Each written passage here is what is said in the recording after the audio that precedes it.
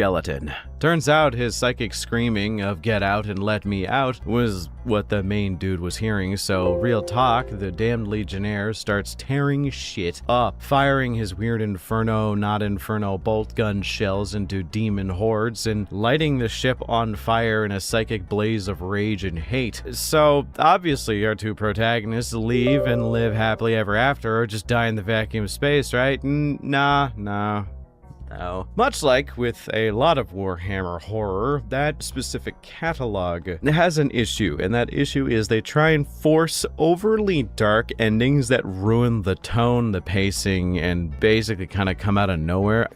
I guess inspiration or like foreshadowing, because the guy abandons the girl as she sacrifices herself. But okay, so the lady, the deck officer, just kind of goes insane for no reason. She just runs after the damned Legionnaire member in order to play support for him, firing her las pistol into the hordes of zombies, which doesn't seem like it's going to do much, considering it's not really hinted that she has any kind of mental issues up to this point. But yeah, the main dude runs away and starves to death on some abandoned ice world alone in a cave in his escape pod. GG, too easy. Yeah, it did kind of come out of nowhere. I know that like the implication is he should have gone down with the ship and died there instead of, cold on the planet, but like, whatever. The story came out relatively recently, and the fact that there was a damned Legionnaire in it is kind of the most notable part.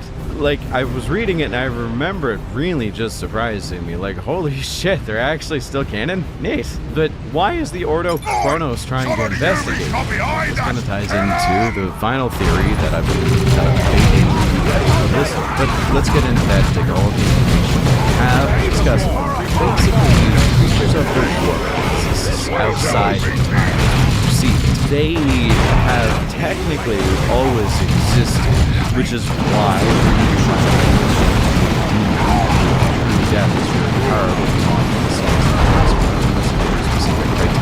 that's why greater demons exist in all settings, regardless of time. So in theory, the Legion of the Damned might be kind of the same thing, right? Able to be in areas where somebody logically outside of time.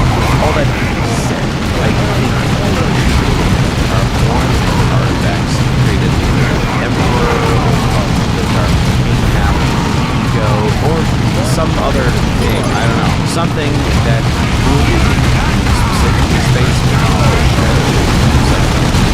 Reinforcements have arrived. Leadership Push forward initiative. specifically will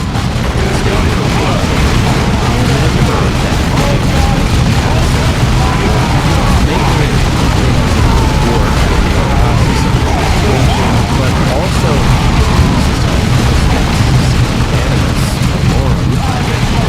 or probably this war was one of many I think that get lost.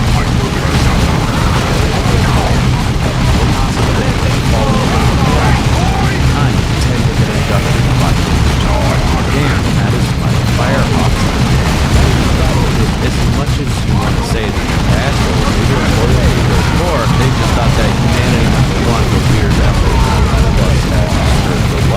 They weren't the first Legion members that came out of the port. They were simply being added to the roster as members of the guild around them, and thanks to one of these relics, changed will not them give over. us much It would time explain before they attack why again. they could be I anywhere need you and Sergeant Tarkus everywhere to take and charge to of have driving the seemingly orcs back. limitless numbers, and Move up also to the be able ruins to see east the of here future and and prepare understand to what the repel the long-lasting next orc repercussions wave. of what their actions hold would be. They speak of souls and whatnot, like a psyker. They do say things, like they do have the ability to like narrate things, and some of them actually are pretty verbose, but they're basically an imperial demon of some sort, if I had to guess. Or were created by these relics and continue to create themselves with these relics and get close to the imperial demon without actually being one, which I think is pretty neat. The principle here is probably similar to that of Corpus Corax. I think this is the most concrete explanation for pretty much everything involving it, and I think whatever this Black Iron Skull is, I think it has a really raw psychic potential to rip souls out of people, specifically Marines, and turn into the strongest forces the Imperium is working for, albeit not inside of Wait, wouldn't it be fucked up if the Animus Malorum was actually the skull of Ferrus Manus, and due to its inherent psychic capabilities, was able to rip souls out of space rings that have an inherent link to the Iron Hands? I know it says the Firehawks are suspected of being. You know what? I'm not gonna entertain that. We're veering a bit off track here. I literally just thought of that as we were talking about this. That would be a little too much. I don't like that. So anywho, what do you all think of the Legion of the Damned? Do you think they're too edgy for you, or are they just edgy? I want them back, personally. I want to see new plastic kits, or at least more questions back. I just want 40k plastic. It sounds like it'd be kind of fun. But regardless, it totally doesn't also have something to do with skeletal biases. I just really like Ghost Rider. I'm not joking. So yeah, make sure to like, comment, all that stuff. And also, special thanks to my channel members for supporting me, my editors, and support everything that I do. With your help, I'm able to produce this content so we can keep a steady pace in this and not have any interruptions. So if you want to help me out here, then become a channel member today. For help, I can make these videos, have some free time to do really whatever I want and not burn out, and also maybe using even that mine as a sleep at passage, some. Commander. So thank you all Seal that once entrance again by any for means watching. necessary. Till next time, I hope you all have a wonderful night. The orcs have stacked fuel and ordnance near the entrance over there. A well-placed grenade should ignite it and bring the whole cave down. Let fly. Good work, Space Marines. The Greenskins will not be using that passage again anytime soon. But the leader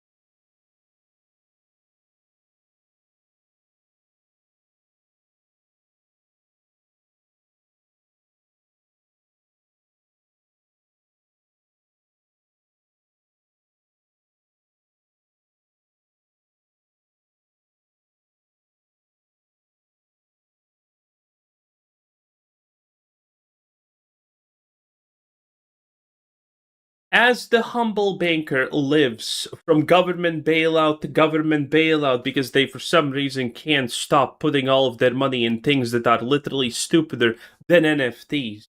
Angry Joe also lives his life from one stupid crash out to the next. And today he crashed out 2 times in a row. First was Supergirl, because somehow the rest of the world saw that it's gonna be an absolute disaster, but Angry Joe was like, it's gonna be good. Believe it's gonna be good. Everyone, please buy tickets and see it. This needs to be a success. And now he's losing his mind because somehow Bungie just let go of 50% of their useless, talentless employees. Bethesda should learn from that, by the way, obviously. And this is somehow a surprise. If you were paying any attention, this should have not been a surprise since even before the final shape, Welcome honestly. aboard, Strike And with Cruiser Marathon, Armageddon, it just Commander. became absolutely Calderis is written in currently stone facing a that's going to massive orc happen. invasion How do that these threatens people to not spill over to understand the entire basic sector. economic principles Urgent as in distress signals are put coming from other nearby millions, sectors, hundreds of but we millions must into a concentrate thing, our efforts and it here. generates the I whopping need you to sales take of charge of an maybe assault 5 that stalled copies on the sold. surface below. And Drop that's to the not point marked on the sustainable. planet How map do these and people start pushing into the orcs' unironically flag. not understand this? How? How? How did you fuck this up so bad, Sony? Guys, breaking news. It has just been revealed that Bungie has been hit officially. Widespread layoffs. Destiny 2 ends. Marathon continues, and they are laying off half of their workforce. More than half. I would honestly like to congratulate Bungie on probably the first reasonable decision they have made in at least 3 or 4 years at this point. Honestly, again, Bethesda should learn from it, and they should start with firing Todd Howard. It says here, article from Paul Tassi just went up on Forbes, that they are laying off between 40 to 55% of the studio. beginner numbers. We want more. We deserve more, okay? And the funny part is everyone on Marathon gets to keep their job. So the people who destroy Destiny are out. But the people who made Marathon into the absolute shit show that it is, oh, let's keep them. Surely this will go well. Amazing. A legendary studio like Bungie! How did you fuck this The up, Greenskins Sony? have taken over a hamlet How? outside Argus. This You've hamlet seen sits that on a vital Destiny 2... It's called activism, Joe. It's called wokeness. The thing that you claim doesn't exist. I mean, again, the pattern recognition abilities and skills and what you're seeing right here in front of you are pretty much condensed to just this square right there. Everywhere else, it's a mystical thing that no one can prove exists. Cyrus to Armageddon. Who is way more popular than fucking Marathon. And honestly, it's not even Marathon's fault. Marathon shouldn't... Yes, Marines, it's not the heartening fault news. of the shitty Avitus, game the that squad got leader who released, and defended it's a the hamlet, shitty game. is still alive. Yeah, sure. The Never orcs have been incapacitated put... him, but apparently could not finish the job. Right, as the Avitus thing is to too hold stubborn Bungie to up. die. You should have been So it working would on seem, more Cyrus. Destiny 2, An Destiny orc guard 3. position stands Why between would you you and spend Sergeant Avitus. $3.6 Approach with billion stealth and eliminate the and then Greenskins. rely on live Understood. service alone in an extraction shooter that is a segment of a segment, and now hundreds of talented people and really good game developers are losing their fucking jobs. How can you unironically say hundreds of talented game developers and blah blah blah don't if they were so talented, why was the game suck? I mean, it's a simple logical question, right? And I don't think it's hard to answer. If these people are so talented, so good at their job, why aren't they getting it? Last time I checked before I became unemployed and started doing YouTube, was everyone with talent stays. Everyone with talent can mess up massively. Refer to some of my work stories where I literally send out an email to 1,500 people calling them Out of idiots. sight. And no Moving one toward does target. anything to me. That's strange how this doesn't just work. It's really strange how this goes against a basic logic of the world, how it should go. Interesting. Because the fucking suits and the higher-ups are greedy and incompetent fucks.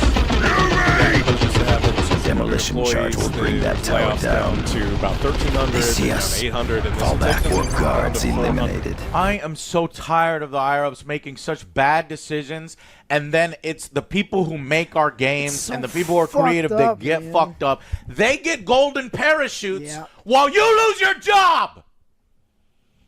And people tell me, "Oh, we don't Based. we don't need to look at this. We don't need to regulate. We don't need to have people, have job security. None of that. Just Oh wait, is Joe gonna GTA go into 6 a is the communist most rant now or important thing something? in let the corporations world do what currently. corporations It has do, which already is just- broken society. And it's just the pre-orders. The game is not even out. It's months away from release, and people are already losing their minds. Word on the block currently is that there's already 50 million pre-orders for the game. That's right. Now, granted, I would take this number with a pinch of salt. 50 million pre-orders in literally 1-2 days is a little bit much even for GTA, but let's be fair, everyone is expecting there to be 100 million sales in a month at this point. And if this pre-order number is real, which, by the way, Rockstar is gonna at some point leak, because this is just amazing news for them, it's gonna sell even more than 100 million on day one. There is no server in the world, by the way. There is no Avitus's position infrastructure is big on your enough tactical to display. contain all of the people Revive who are him so going to that be he may join playing your attack. GTA 6 on day one, by the way. No one's going to be able to play it. It's gonna be something we have never seen before. It is crazy. Damn. It has orcs been found just a another wild path through the 24 hills. hours when it comes to There is a Grand relay Theft Auto beacon near your 6, position, one of the most Commander. highly anticipated Secure games it, of all and we time. can deploy Rockstar Games reinforcements to obviously fill gave out us a your new squads. couple looks at different aspects of the game, as well as a massive info dump, but they also stirred up just a ton of controversy when it comes to various aspects of this game. Whether that be the pricing, whether that be the paywalled content behind the Ultimate Edition, it's a lot right now. And even the downgrade concerns was something that happened the other day with the little 10-second clip that they shared.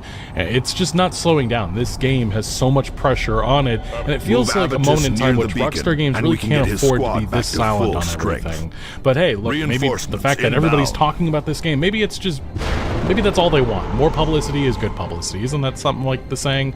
And even right now, their Excellent. partnership with Avitus and PlayStation, his they are Devastator going all squad are out. back to full GTA strength. 6 has taken over the Now, PS5 home push into screen. the I've hamlet never and seen them do eliminate this those for even orcs, any of their Commander. first-party games. I mean, of course they did this. This is, by the way, a pretty big deal, obviously, because, yeah, I mean, it's GTA. It's way more important than PlayStation. Currently, there's no PlayStation. There's just things that GTA 6 is gonna run on. That's it. Whether it be God of War, Last of Us, any of that. None of their franchises. It just shows you how massive this game is to them and how they understand that this is going to drive just tons of sales. That even when you load up the PlayStation 5, somebody showed that there's a massive 6 symbol that shows up for GTA 6. That's just crazy. Never seen that with any of these other franchises. And then even they updated their PlayStation app to have like a PlayStation-inspired Grand Theft Auto 6 logo. And they obviously are flaunting the fact that it plays best on PlayStation 5. That is something that they're... Yeah, the thing is, PlayStation desperately needs GTA. Xbox desperately needs a GTA. GTA is unironically kind of the lifeline that's gonna help them sell PlayStations, because people are not buying just the $100 overpriced version of GTA. No. People are gonna be buying PlayStations and Xboxes to play this game on. There's gonna be people who do that. There's gonna be a lot of people who do that, because waiting for the Steam release is gonna be a month or something. That's a long time. They're going heavy into marketing. And it really is interesting, though, I have to say, because they actually took down this post for a little bit of time. Some people thought, oh, did they make a mistake in that regard? It was actually the graphic, because the original graphic accidentally showed that, well, they had the old logo, but the big thing is they showed the wrong PlayStation 5 console. They needed to use the digital-only edition because they needed people to understand that this is a digital Accidental, huh? No. only game, which it's just a hilarious blunder, to say at the very least. But yes, the controversy it's not slowing down. The ramifications from Rockstar Games' decision to have a physical-only launch for Grand Theft Auto 6 is going to have a ripple effect throughout the AAA games industry. Daniel Amata, games analyst, said, but it's worth understanding there's a difference between having a retail presence and having a physical disc sold at retail. Going forward, more publishers will conclude they only need the former. And that is just a disappointing outcome from all this, because physical media is already being phased out, and Grand Theft Auto 6 could be the game that just continues to accelerate that destruction. Furthermore, other individuals also pointing out that one of the other bigger issues with this is a code in a box means you can't resell. You absolutely can't buy this game used at all. Not even game key cards go that far. Also, it's a PC model without releasing to PC until later. What sense does that make? It's the Rockstar Games model. They think that A lot of people are angry about a lot of things. this is how they're going to maximize profits, and I think that we're probably going to get a physical version eventually. Oh, they are going to maximize profits. One thing that people do not give Rockstar credit for is the fact that they know they can and should release GTA 6 on consoles. Not because it's the biggest platform, but because no one's going to resist.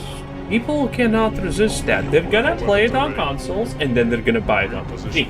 Trust me, there's gonna be a mass of people who own, well, 3 copies probably. One for PlayStation, one for Xbox, one for PC. That's gonna happen. That's gonna be real. At the bare minimum, a lot of people are gonna have at least 2 copies. One for console and one for PC when it comes out. 100%. No questions about it. It's just going to come who knows how long down, after launch. And there's some rumors we're going to get into that have... Oh, and by the way, are you Those signed orcs for are turning GTA tail. Plus They could be subscription? going for That's help. right, Stay baby. alert. There's a subscription model involved.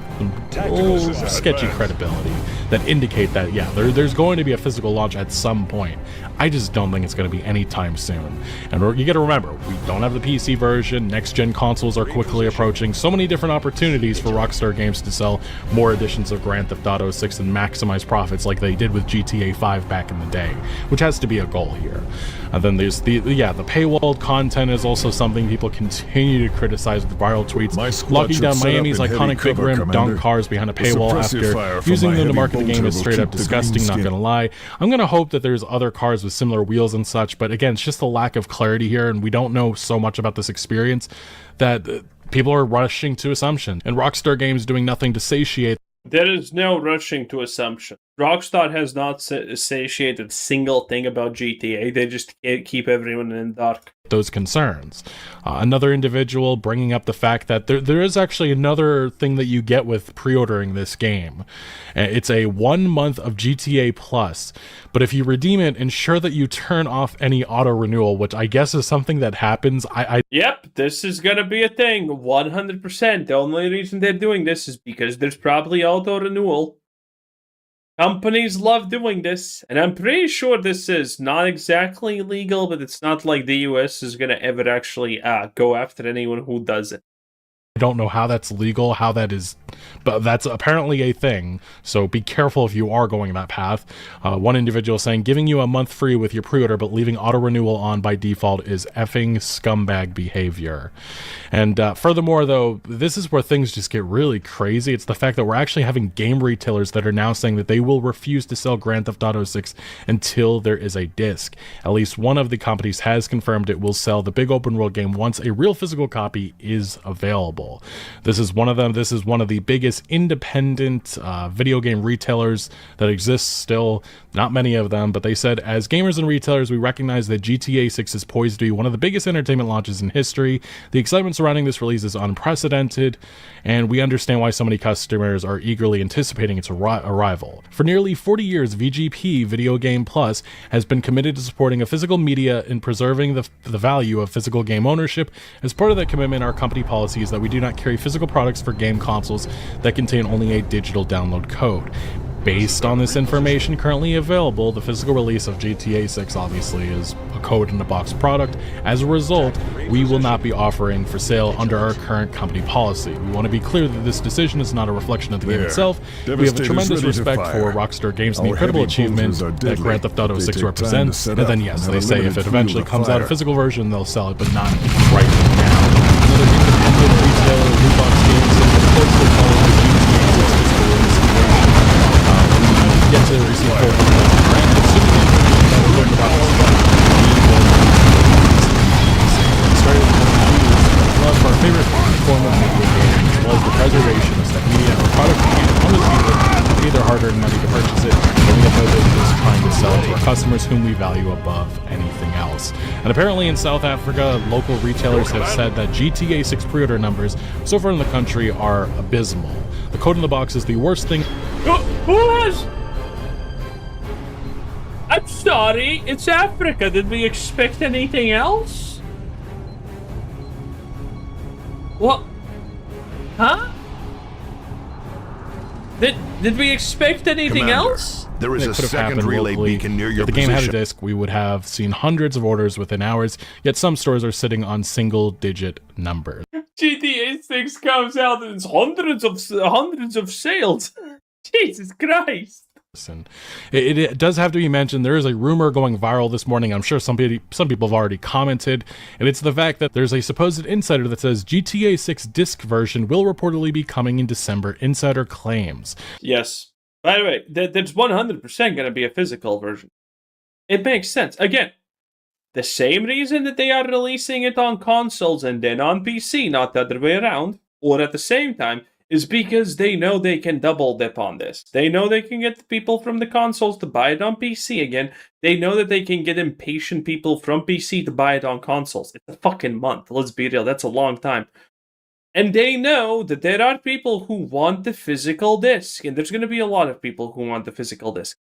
And those people would prefer the physical disc day one, but they're going to buy the non-physical disc day one anyway. So again, they can also, by the way, do this for the collector's edition. There's for a statuette and all of that garbage. They can probably do that in like 2 or 3 months after release also. There's no reason why they couldn't. They can space these things out because they know there's going to be massive amounts of people who want to buy it anyway, even if it's a little bit late. They suggest the Code in a Box version will only be the first production run.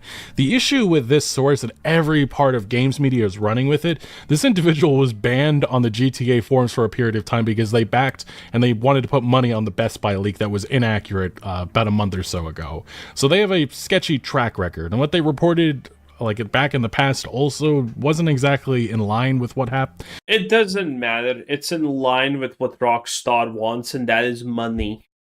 The point is, this is a sketchy source. I think we all believe that eventually Grand Theft Auto 6 is going to get a physical edition. We just don't know how long after launch it's going to be.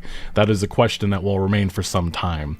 But it does need to be mentioned that people are now hitting up Rockstar support, trying to get them to give them insider information. And one conversation from the Rockstar support team said, yeah, a physical copy is going to be coming in the following months. The problem I have is, again, these support people don't know anything. This is a customer service team, maybe even AI.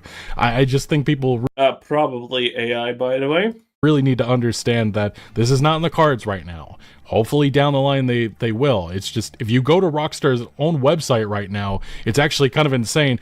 They're saying that the Code in the Box is a limited thing. It's a while supplies last run. That is just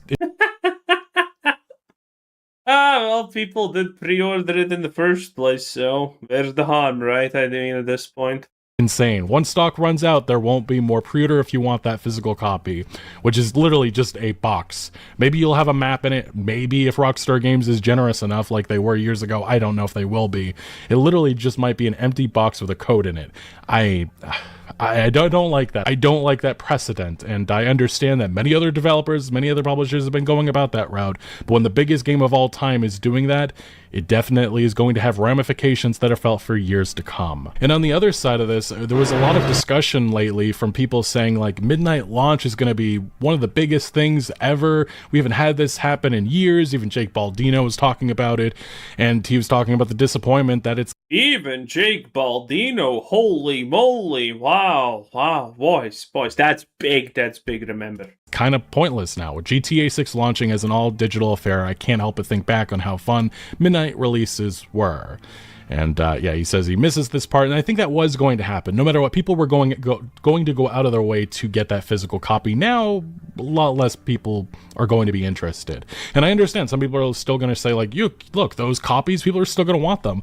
The problem is the fact that... Why does he have all these guns in this mission? You'll be able to collect it even before launch day. This isn't like a midnight release. This is happening a week before they're going to start delivering those physical copies, which again is just a digital code that can't be activated until the 19th, or you can preload, I guess. Yeah, the same date preloads begin for digital owners. So Rockstar Games themselves killed a midnight physical launch, which is just kind of tragic. But yes, all over social media, there has been constant posts, thousands of likes, tons of impressions, just a lot of people down on Grand Theft Auto 6 right now. One individual saying, major thumbs down, I'm not buying a box with a damn download code in it, I want the disc. We have other outlets such as Forbes saying how Rockstar may turn Grand Theft Auto 6 into a $100 game after all. And that's the other side of this controversy. Oh, wow, this is a thumbnail. In which the paywalled content, if you want the full Grand Theft Auto 6 experience, you're going to be paying $100. And PC Gamer went a little bit more at them, saying nothing has killed my GTA 6 hype faster than locking a core. Oh yeah, this is the we laughed about this yesterday. The one time PC Gamer actually makes a non-shit article. That's how bad the situation is. Part of its identity behind a $20 upgrade. It's a crime against fashion enthusiasts. And I do need to correct something from my last video. I made comparisons to Red Dead Redemption 2's Ultimate Edition, and I will say it's not nearly comparable because while the Red Dead Redemption 2's Ultimate Edition did lock some content, they did actually have 2 side missions that were locked away that are very similar to here. They didn't lock in-game shops, and I think that's the big issue that so many people have here. There's just a long list of tons of content. I think that they're gonna again. Rockstar has already proven that they're gonna go very, very, very, very low to get all the pennies that they can. And one of the things that I think they're gonna be doing here is, for sure,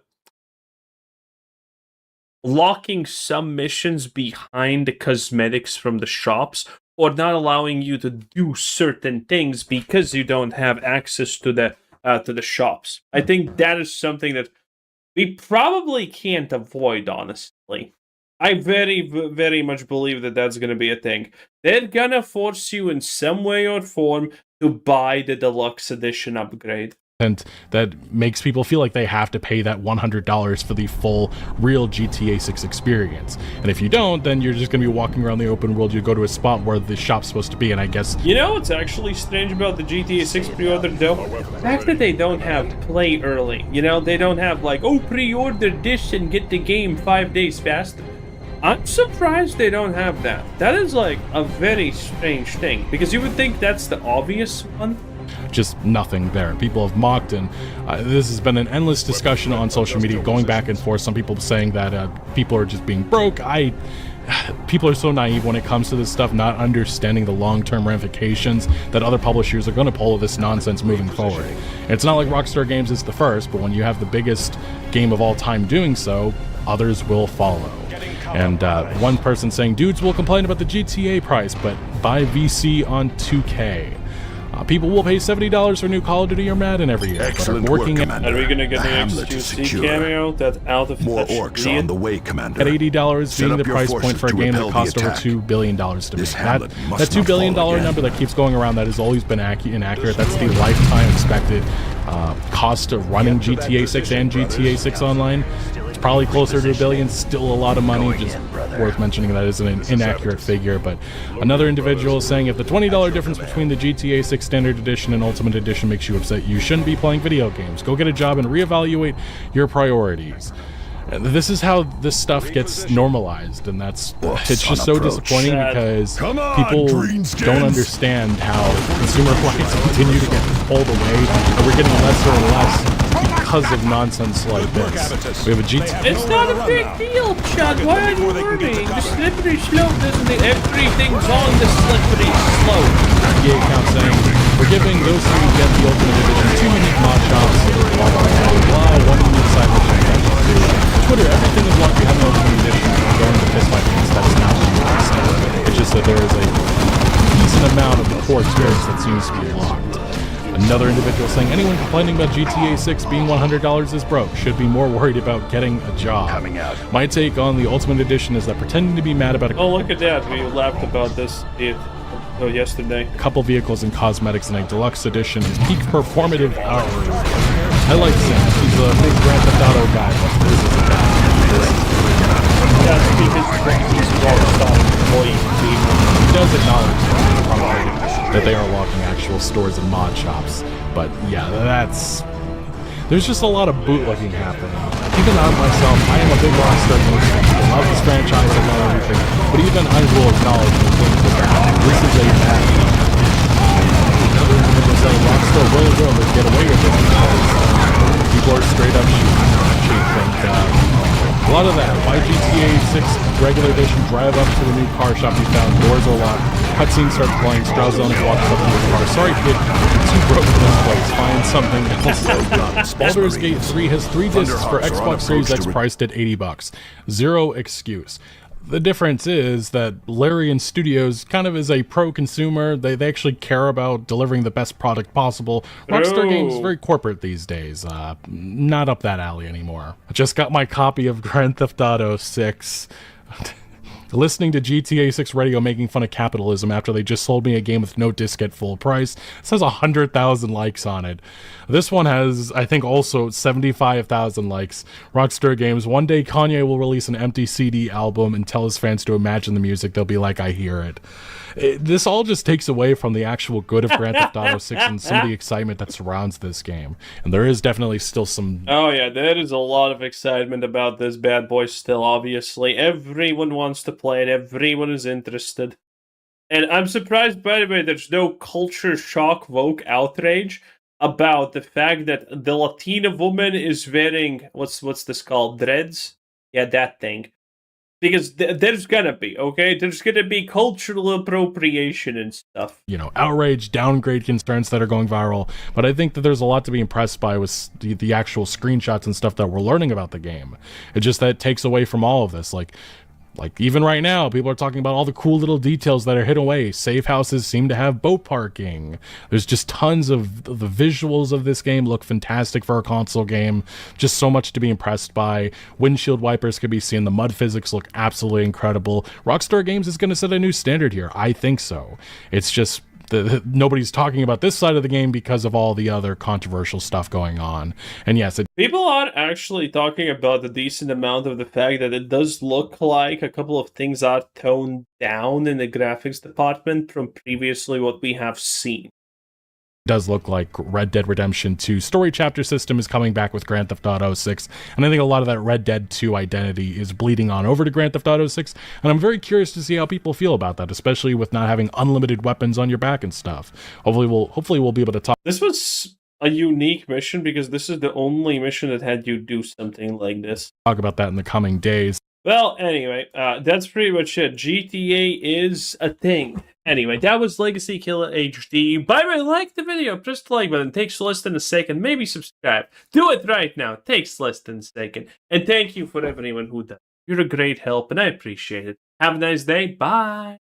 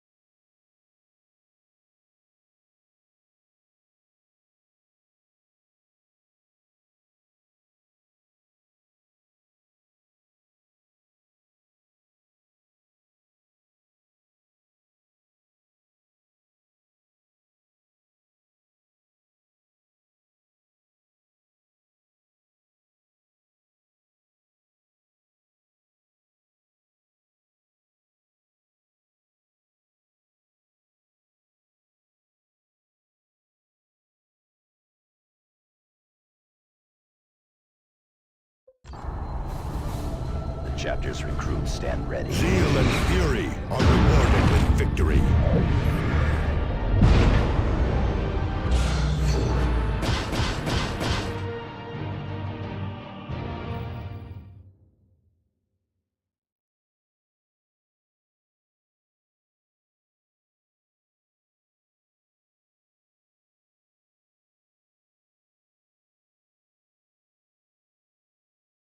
Hi, I'm Arthur. You know what? Of all things I've seen covered in the 40k sphere, I've never seen a video of someone breaking down every single one of the High Lords of Terra to give you who they are, who the current positions are, what they do, and so on and so forth. And, yeah, I'm gonna do that because I'm incredibly interested in that. Who even are the High Lords of Terra? Well, They are, for lack of a better way of putting it, a group of 12 politicians that are kind of responsible for the entirety of the Imperium of Mankind. Basically, every section that you could govern in the Imperium, there is a representative on the High Lords Council to, represent them. Each of these individuals meet up at the council table on Terra in order to discuss the matters of the Imperium. But the interesting part here comes from the fact that there's actually only 9 spots of the 12 that are permanent, meaning they stay in Terra and they will always be there to discuss any matter that is involving the High Lord's duties. But then you have 3 spots that are open.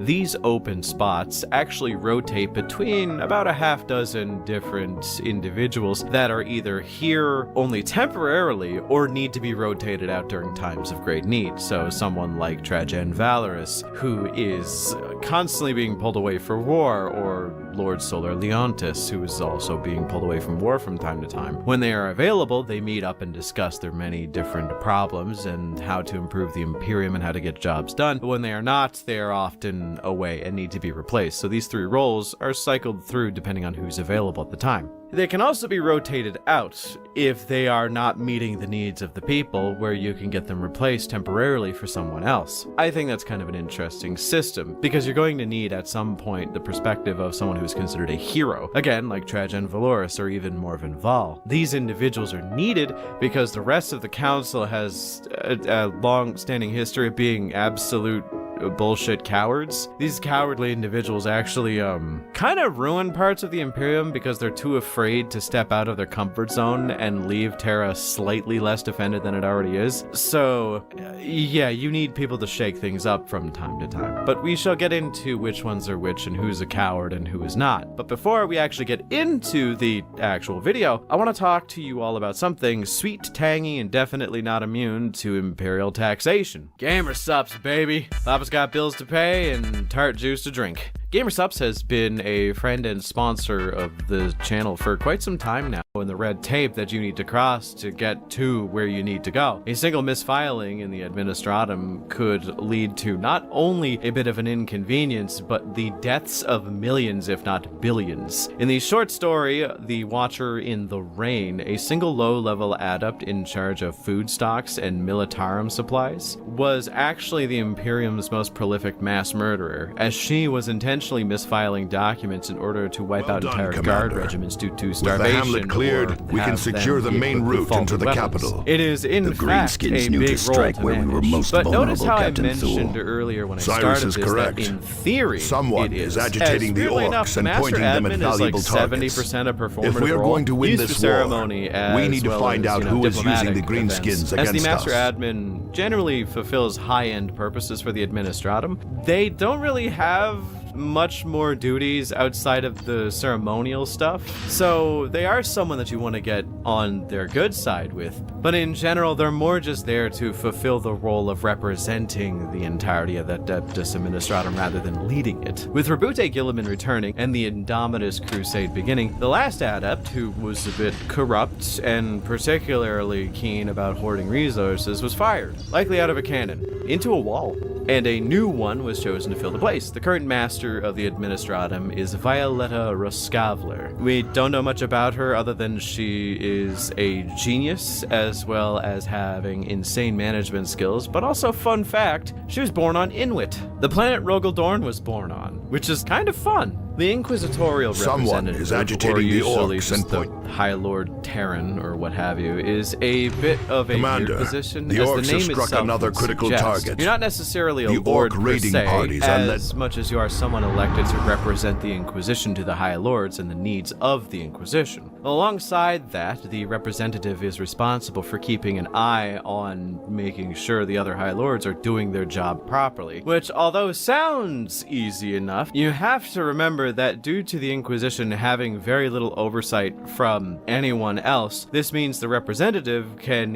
essentially leverage their position as member of the High Lords to get anything they want done. Though comically enough, the representative is not even seen as that important of a position in the Inquisition. Oftentimes, it's referenced that the seat on Terra is empty for the inquisitorial representative, as even though they are a High Lord, they still have duties to perform, as the skills of a Lord Lord Inquisitor are very, very niche and need to be used at their maximum. So they usually respond by proxy or even by sending just a small missive to the other lords. And sometimes there isn't even a representative, but instead a bunch of Inquisitor lords that convene and convey the needs of the Inquisition directly to the High Lords without actually having someone on the throne. The current representative of the Inquisition is Cleopatra Arx, and she is kind of a badass. And weirdly enough, a progressive individual in terms of the Ordo Malleus, as she was one of the people who was responsible for spearheading the edict to allow the Custodes to fight in wars again, which is kind of cool. Outside of that, she is kind of a kick-ass inquisitor who takes no shit and wants to fight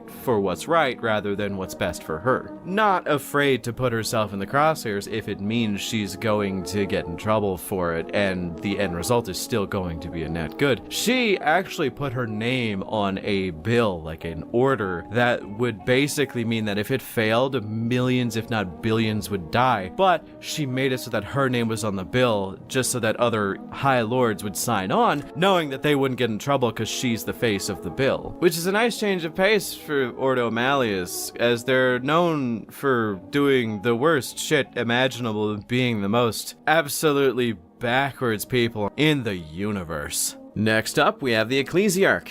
You'd think that this is one of the more important members of a rather religious community, that is the Imperium, and you're right. Or rather, you would be right. There are several factors as to why, but in general it comes down to the purpose of the ecclesiarchy and the practical application of it. The purpose of the ecclesiarchy is basically to make sure everyone has faith in the Emperor, as he will protect them through the darkest of days. Which, well, okay, we've been kind of past the darkest of days for about a decade now and are currently in days so dark they make Cormac McCarthy novels seem kinda lighthearted in comparison. But regardless, they realistically give the Imperium something to believe in, to think of something greater than themselves so that they can strive to be better than what they are. Now, on the practical side of things, that literally just gives people in higher rungs of power in the church the ability to exercise greater power than they probably should be able to. Evoking the name of the God Emperor, now the Ecclesiarch, the one on top, the one chosen by the Holy Synod, which I know I'm saying wrong, is the monkey on top of the heap of bananas, if you will. So you'd expect them to wield a lot of power, and yes, though it depends on the era. I mentioned before that you would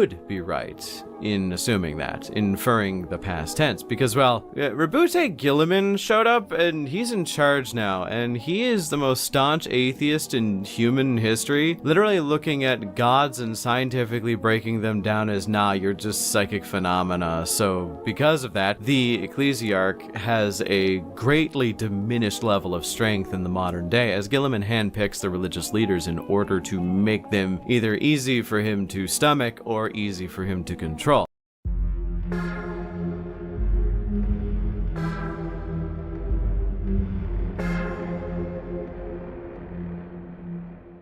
Yeah, I don't have the follow-up episode yet, but ooh, welcome to the Halloween episode. This time we have a double feature. A game I've played and a game I haven't. And one of them is going to be age restricted. I had to, there was no way around it. But that's for later. Tonight we have Veil of Darkness. This is an adventure RPG something game? This is another new one for me. I heard about it, suspected it might be good for Halloween, but never had the guts to brave early 90s RPG mechanics. Until now. I can't read any of this. Oh. Well, I guess that's a little better than Realms of the Hauntings quote, but I'm not impressed. All this is some guy in the 1500s saying the Dark Lord can be defeated. It doesn't even rhyme. Okay, it came later, but Diablo 2's manual had a pretty solid intro quote. See, look, it rhymes. We didn't need 2000s technology to rhyme. Oh well, I guess, it's our hero, I guess. Looking casually lost? Uh-oh, look behind you. Look behind you! He's coming! Oh, you're dead now. Yep, okay, so I guess this was our starter hero. You know how some horror movies kill people off right at the beginning just to keep people in the seats? I guess that's what this is. Veil of Darkness. Okay, her father rescued you from the plane crash. Her name is Deirdre. And we are? Oh, it's one of those games where you choose your name. Okay, I'm gonna go with Chuck. He looks like a Chuck to me. So Chuck hits on Doll Eyes a little bit, but she says he needs to go see her father. So I guess that's where we go. We have another Revenant-style control scheme where you have to hold down the direction you want to go. But this came out in '93, so honestly anything goes as far as the controls. And speak of the devil, would I like to play with full, simplified, or easy combat? Again, this is an early 90s game with RPG elements. I trust a game like that to have a reasonable combat system as much as I trust Chuck to talk his way out of that intro. Easy all the way. No shame, no regrets. Okay, we're in a hallway. Whoops. Hello, game player. From time to time, there will be doors behind which there is nothing important. In that case, I will print the message. There is nothing important behind this door. So that you do Enemy not location need to figure flagged out on the how map, to get Commander. past the door. We will blaze a Okay, trail of I blood guess straight that's computer there. talking. Keep boasting, That's a and the little blood weird, will be so ours. we'll go with it. Nothing important. That one's locked. Nothing important. Devastator Nothing important. Marines ready for combat. Nothing important. Oh, a cutscene. Nothing important. Nothing important. Repositioning. Okay, these rooms are pretty nice, but there's Check, nothing be in them I vigilant. can interact with. Aha! Our host! When the metal beast fell from the sky, reposition. Deirdre and my servant went to investigate. They were stunned when you emerged from the wreckage. Ah, looks like airplanes are the new hotness here. You will find that this valley is somewhat behind the times, good sir. You've never seen this thing you call an airplane. That brings us to a good point. What year is this? I think our only lead is the plane itself. If there are any aviators in the audience, maybe you can ID Chuck's plane. I don't know much about planes, but I'm guessing at least the 30s. So, a little bit of culture shock, and here we see the conversation. As you talk, the game will highlight words you can bring up to discuss. And in return for saying that, he has to let you go get a camera back from his neighbor for still being a punk rocker. Sure! Like Repo Man for a bunch of strangers. It's my kind of game. Before I leave, I find the basement and some corners. This game has a great feature, which is you can magnify items that are of importance. Then you can just drag them into your inventory Legend of Kyrandia style. This is almost necessary, because the vast majority of items you can't interact with. Shelves, boxes, candles, fireplace, it's all decoration. So yeah, we need this. And off we go to explore the town. Huh, seems like the sign with a severed head is our natural first stop. Hostile What do you movement think? up ahead, brother.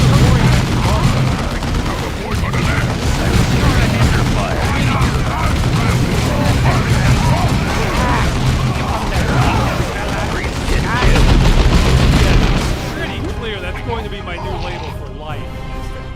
Anyway, he tells us how much he likes collecting cups. It's my finest, my pride and joy. I'm just aching to drink from such a fine cup. Of course, I'd never do such a thing unless I had the finest. Say it and be vigilant. Only the best for such As a you fine order. goblet, eh? The local barfly hits on me. I think I'll I will pass. carry it out. Moving on, I guess I'll check out the house with the skulls on For the pipes out chapter. front. Inside, of course, it's the Raven Spider. Hello, Annabelle. My name's Chuck. She tries to sell me some fennel seeds, and I'm conflicted.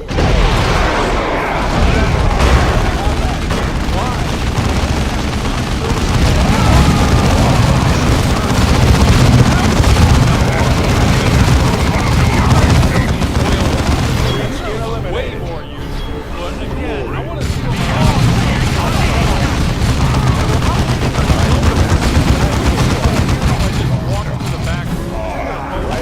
Let's see what we can find. lively! Well, I find a sick girl who's apparently dying of the madness.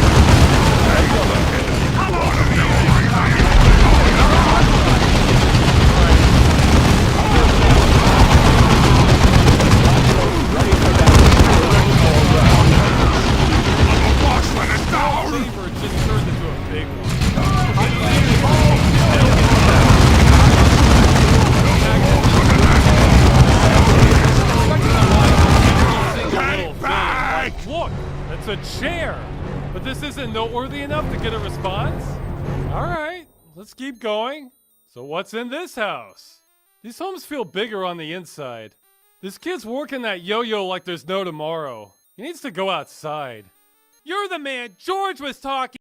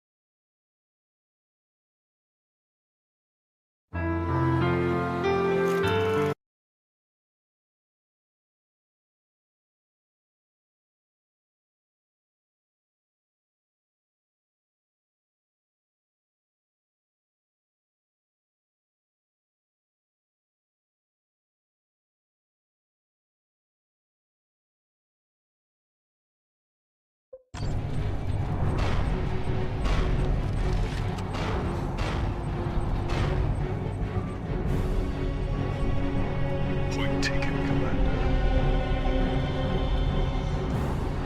All into position, initiate.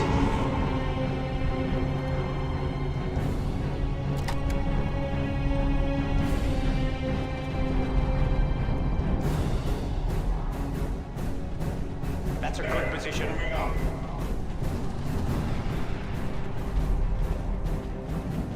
Cyrus here. Greenskin activity. We need to be vigilant as you order. I will carry it out. Commander, you are near an important communication array. Capturing that array would give us a better hold on the planet, Commander. That array is well defended. Capturing it will not be simple. Enemy attack!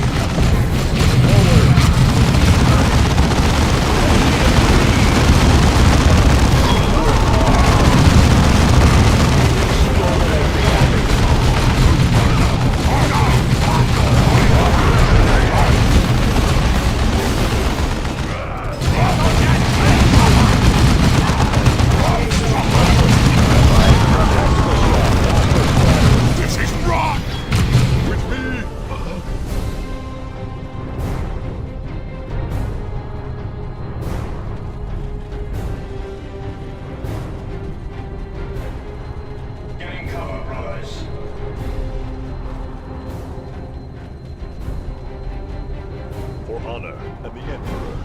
Getting cover, brothers.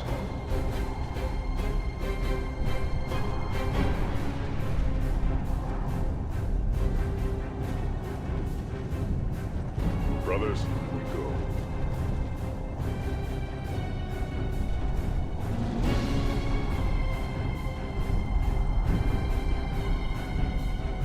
Orders received. That's a good position. Enemy commander.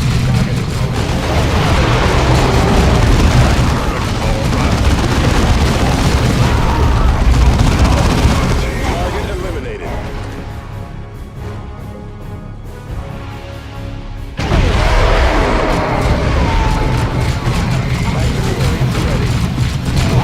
I serve with honor.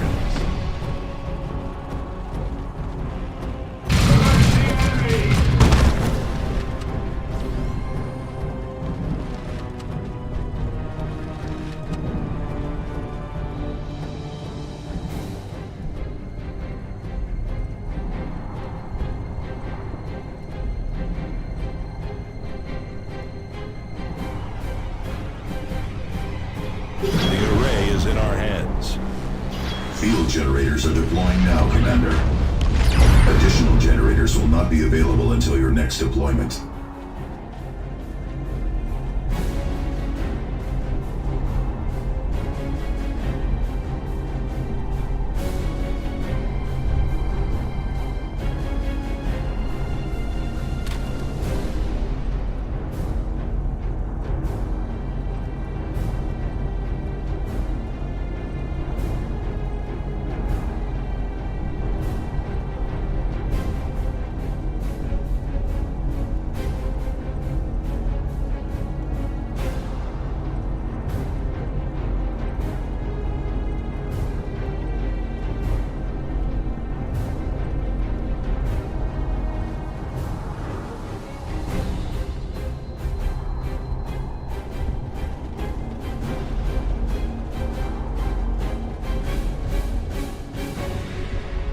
Hostile movement up ahead, brothers.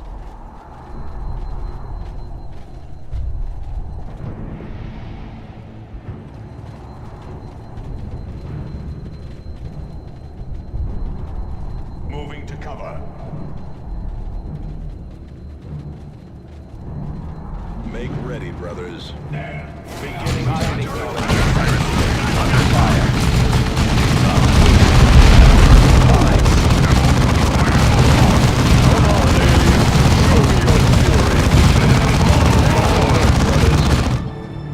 Shift positions. Tactical squad. Attack formation, brothers.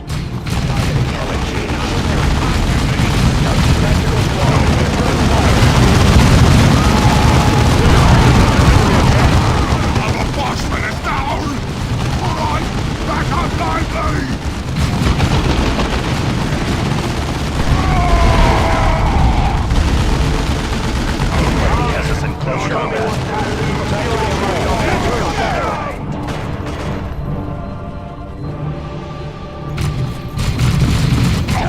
Next target.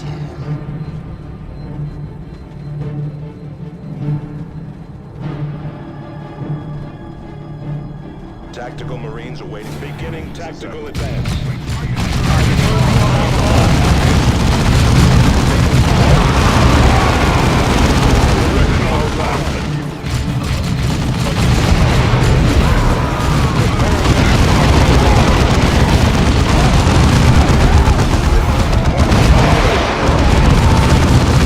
Greenskin killed.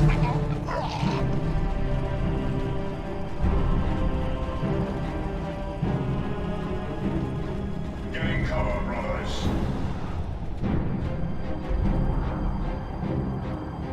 At your command. Repositioning. This is Avitus. Repositioning.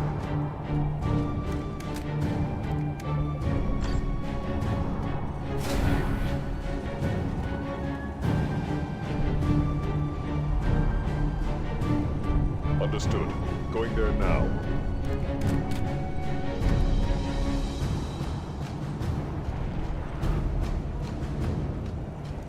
Feel the Emperor's wrath.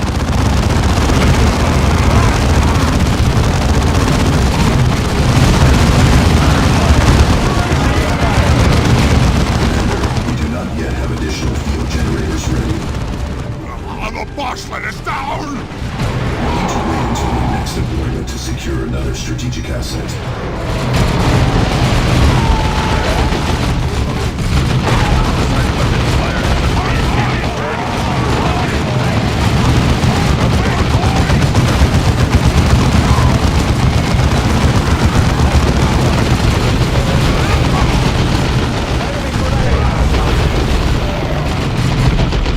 Nuts to yours!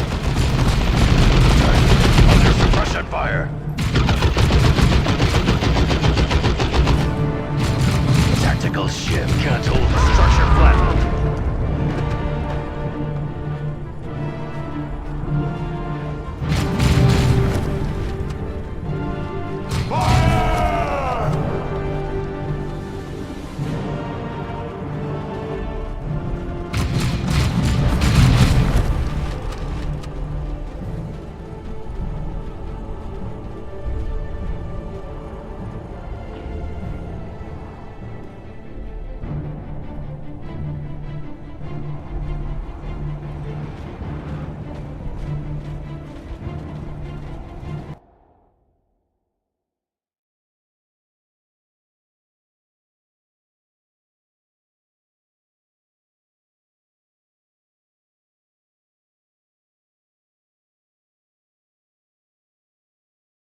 The 42nd millennium, the Gothic subsector, the Orcs, a green tide of billions of fangs, axes, and an absolutely unstoppable desire to break everything in sight, have just reduced the Gothic armada to burning scrap. The Admiral's flagship is a drifting inferno.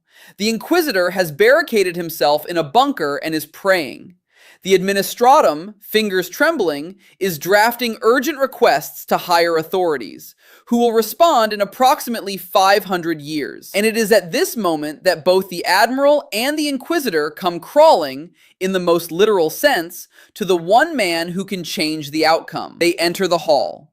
Before them sits a not-so-young man in a chair, regarding them with the expression of someone who has just been interrupted in the middle of something considerably more interesting. Flanking him, a personal guard whose combined firepower rivals a mid-tier Space Marine detachment. Behind him, a fleet of 30 Aberon-class battleships, 500 heavy cruisers, and 1,000 light ones.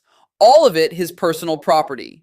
The Inquisitor, apparently failing to manage his nerves, says, "I am going to requisition your resources in the name of the Emperor." The man in the chair says nothing for a moment. Then he stands, and every barrel in the room swings toward the Inquisitor. "You cannot requisition anything from me," he says. "I can kill you right here and right now, after which I will send your mentor flowers and my condolences. And nothing will happen to me for it." The Inquisitor, a man the entire Imperium has learned to fear, goes red, shrinks into himself, and falls silent. Because the man in the chair wasn't bluffing.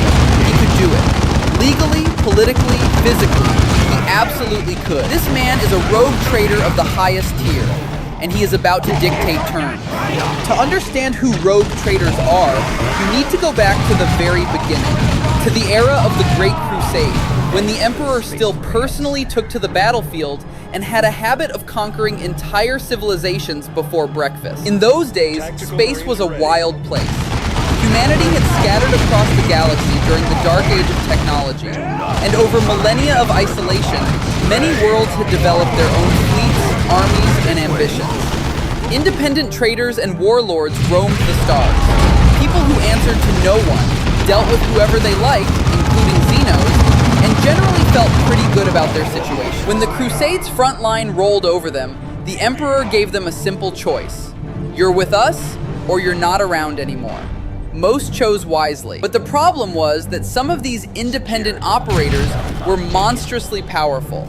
They had fleets, armies, financial networks, intelligence infrastructures, and centuries of connections spanning the galaxy. Simply folding them into the Imperium as ordinary subjects would either provoke rebellion or waste an invaluable resource. So the Emperor did what he did best. He offered a deal. The terms went something like this. You take your best warships, refit them for expeditionary purposes, go wherever we tell you, and wherever we don't, that's fine too.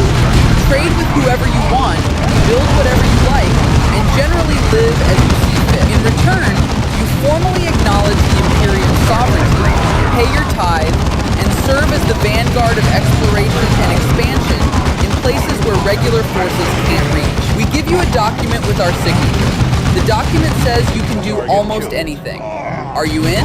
They agreed. And they were right to do so. But here is where it gets interesting. Among those who submitted were the Chartists, the most powerful trading clans, with enormous fleets of cargo vessels. For them, the Emperor devised a separate fate. Keep your freighters. Handle the Imperium's internal logistics, and in return, receive a staggering percentage of all trade flowing through your lanes. The Chartists ran the numbers, liked what they saw, and agreed. The split happened naturally. Some became the nerves and veins of the Imperium's commercial system. Others became its eyes in the dark beyond known space. Millennia passed. By the 42nd millennium, no rogue trader truly remembers that their ancestors and the Chartists were once one and the same. Those who do remember are only the most ancient and aristocratic of houses. The connection has thinned like a thread stretched across the entire galaxy. But somewhere in geosynchronous orbit above Terra, there still hangs a colossal station bastion, a place where Chartists converge from every corner of the Imperium. From the surface of Terra, it looks like a slowly crawling star. But step inside, and you would find a megastructure vast enough to give even Imperial phalanxes pause. It is their home. It is their memory. The entire power of a rogue trader rests on a single document, the Warrant of Trade. A sheet of parchment, or in older versions, some specially preserved substance that is itself 10,000 years old, bearing a seal and a signature. Sounds modest, but as always, the devil is in the details, because the signature on the oldest warrants is the signature of the Emperor himself, written in his blood personally. Consider what that means in a universe where the Emperor is literally a god, sustained by a colossal life support machine on the Golden Throne, whose psychic emanation maintains the Astronomicon, the beacon without which the entire Imperial warp fleet goes blind and is lost in chaos. For the average mortal of the 42nd millennium, a warrant signed in the Emperor's blood is like carrying a personal note from God in your pocket, notarized with apostille. Not all warrants are equal. There is an entire hierarchy of these documents, and the difference between them is roughly the difference between a nuclear bomb and a slingshot. At the top sits the warrant signed personally by the Emperor during the Great Crusade.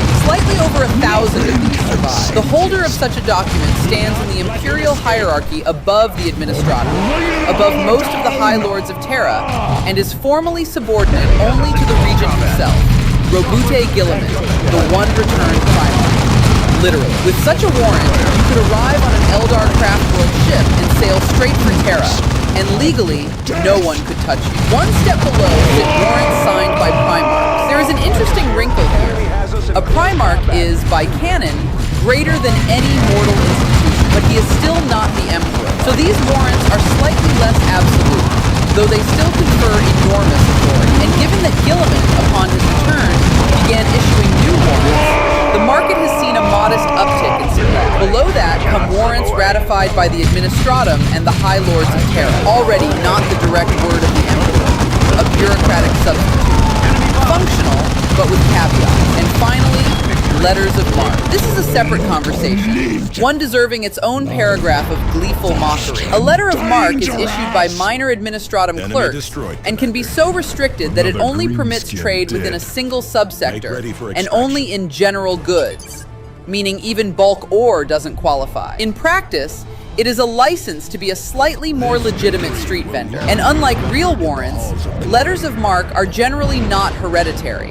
When the holder dies, the document expires, and heirs must file a new application. Given the speed of imperial bureaucracy, this means roughly never. The warrant as a political bribe. Here, it is worth mentioning one of the most elegant uses of the warrant that rarely gets discussed. Some powerful lords of the Administratum have developed a refined method for disposing of political rivals. If your opponent is too powerful for a direct confrontation and too clever to be caught by a crude provocation, give him a warrant of trade. It sounds like generosity. In practice, it is an exquisitely wrapped exile. Refusing a warrant is impossible. It would be an insult to the Emperor. Accepting it means being honorably removed from imperial politics and sent to the stars. Your enemy sails away, literally on his own battleship, with a mountain of gold and dominion over several worlds. He is rich, powerful, and completely out of the game. Brilliant. Technically, every holder of a valid warrant is called a rogue trader. This is roughly the same as saying that both a man with one stale biscuit in his pocket and Elon Musk are equally people. Technically correct. Practically, no.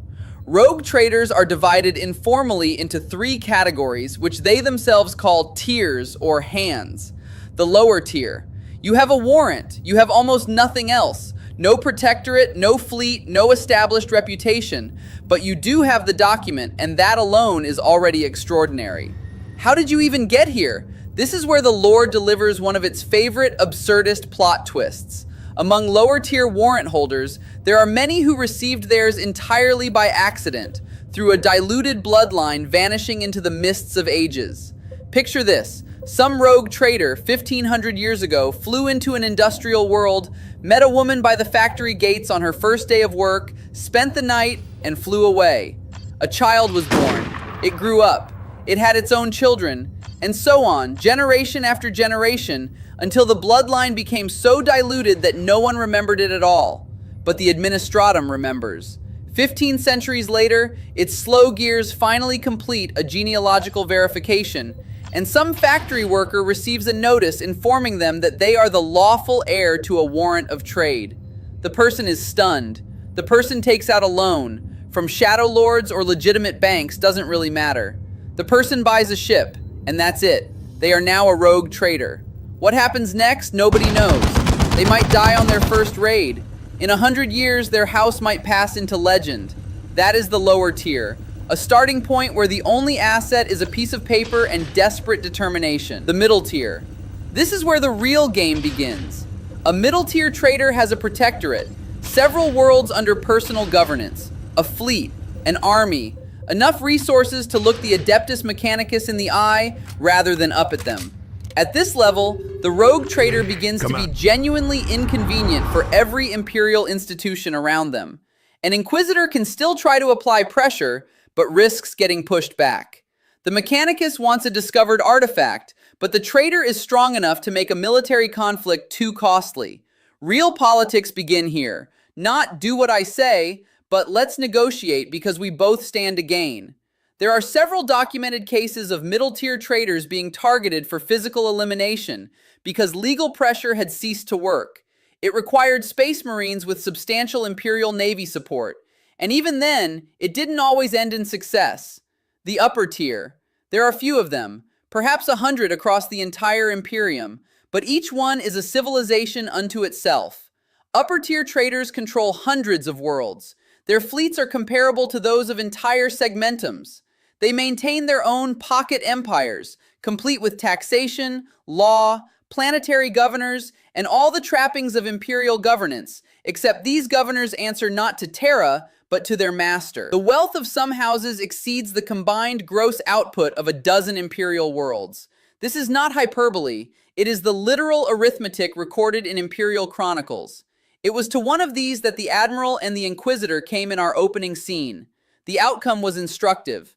The trader demanded that his protectorate be exempted from tithe for 800 years, a voucher for emergency military and logistical support valid for 5,000 years, and permanent first priority status for all house affairs. They hesitated. He raised the bid to 1,000 years.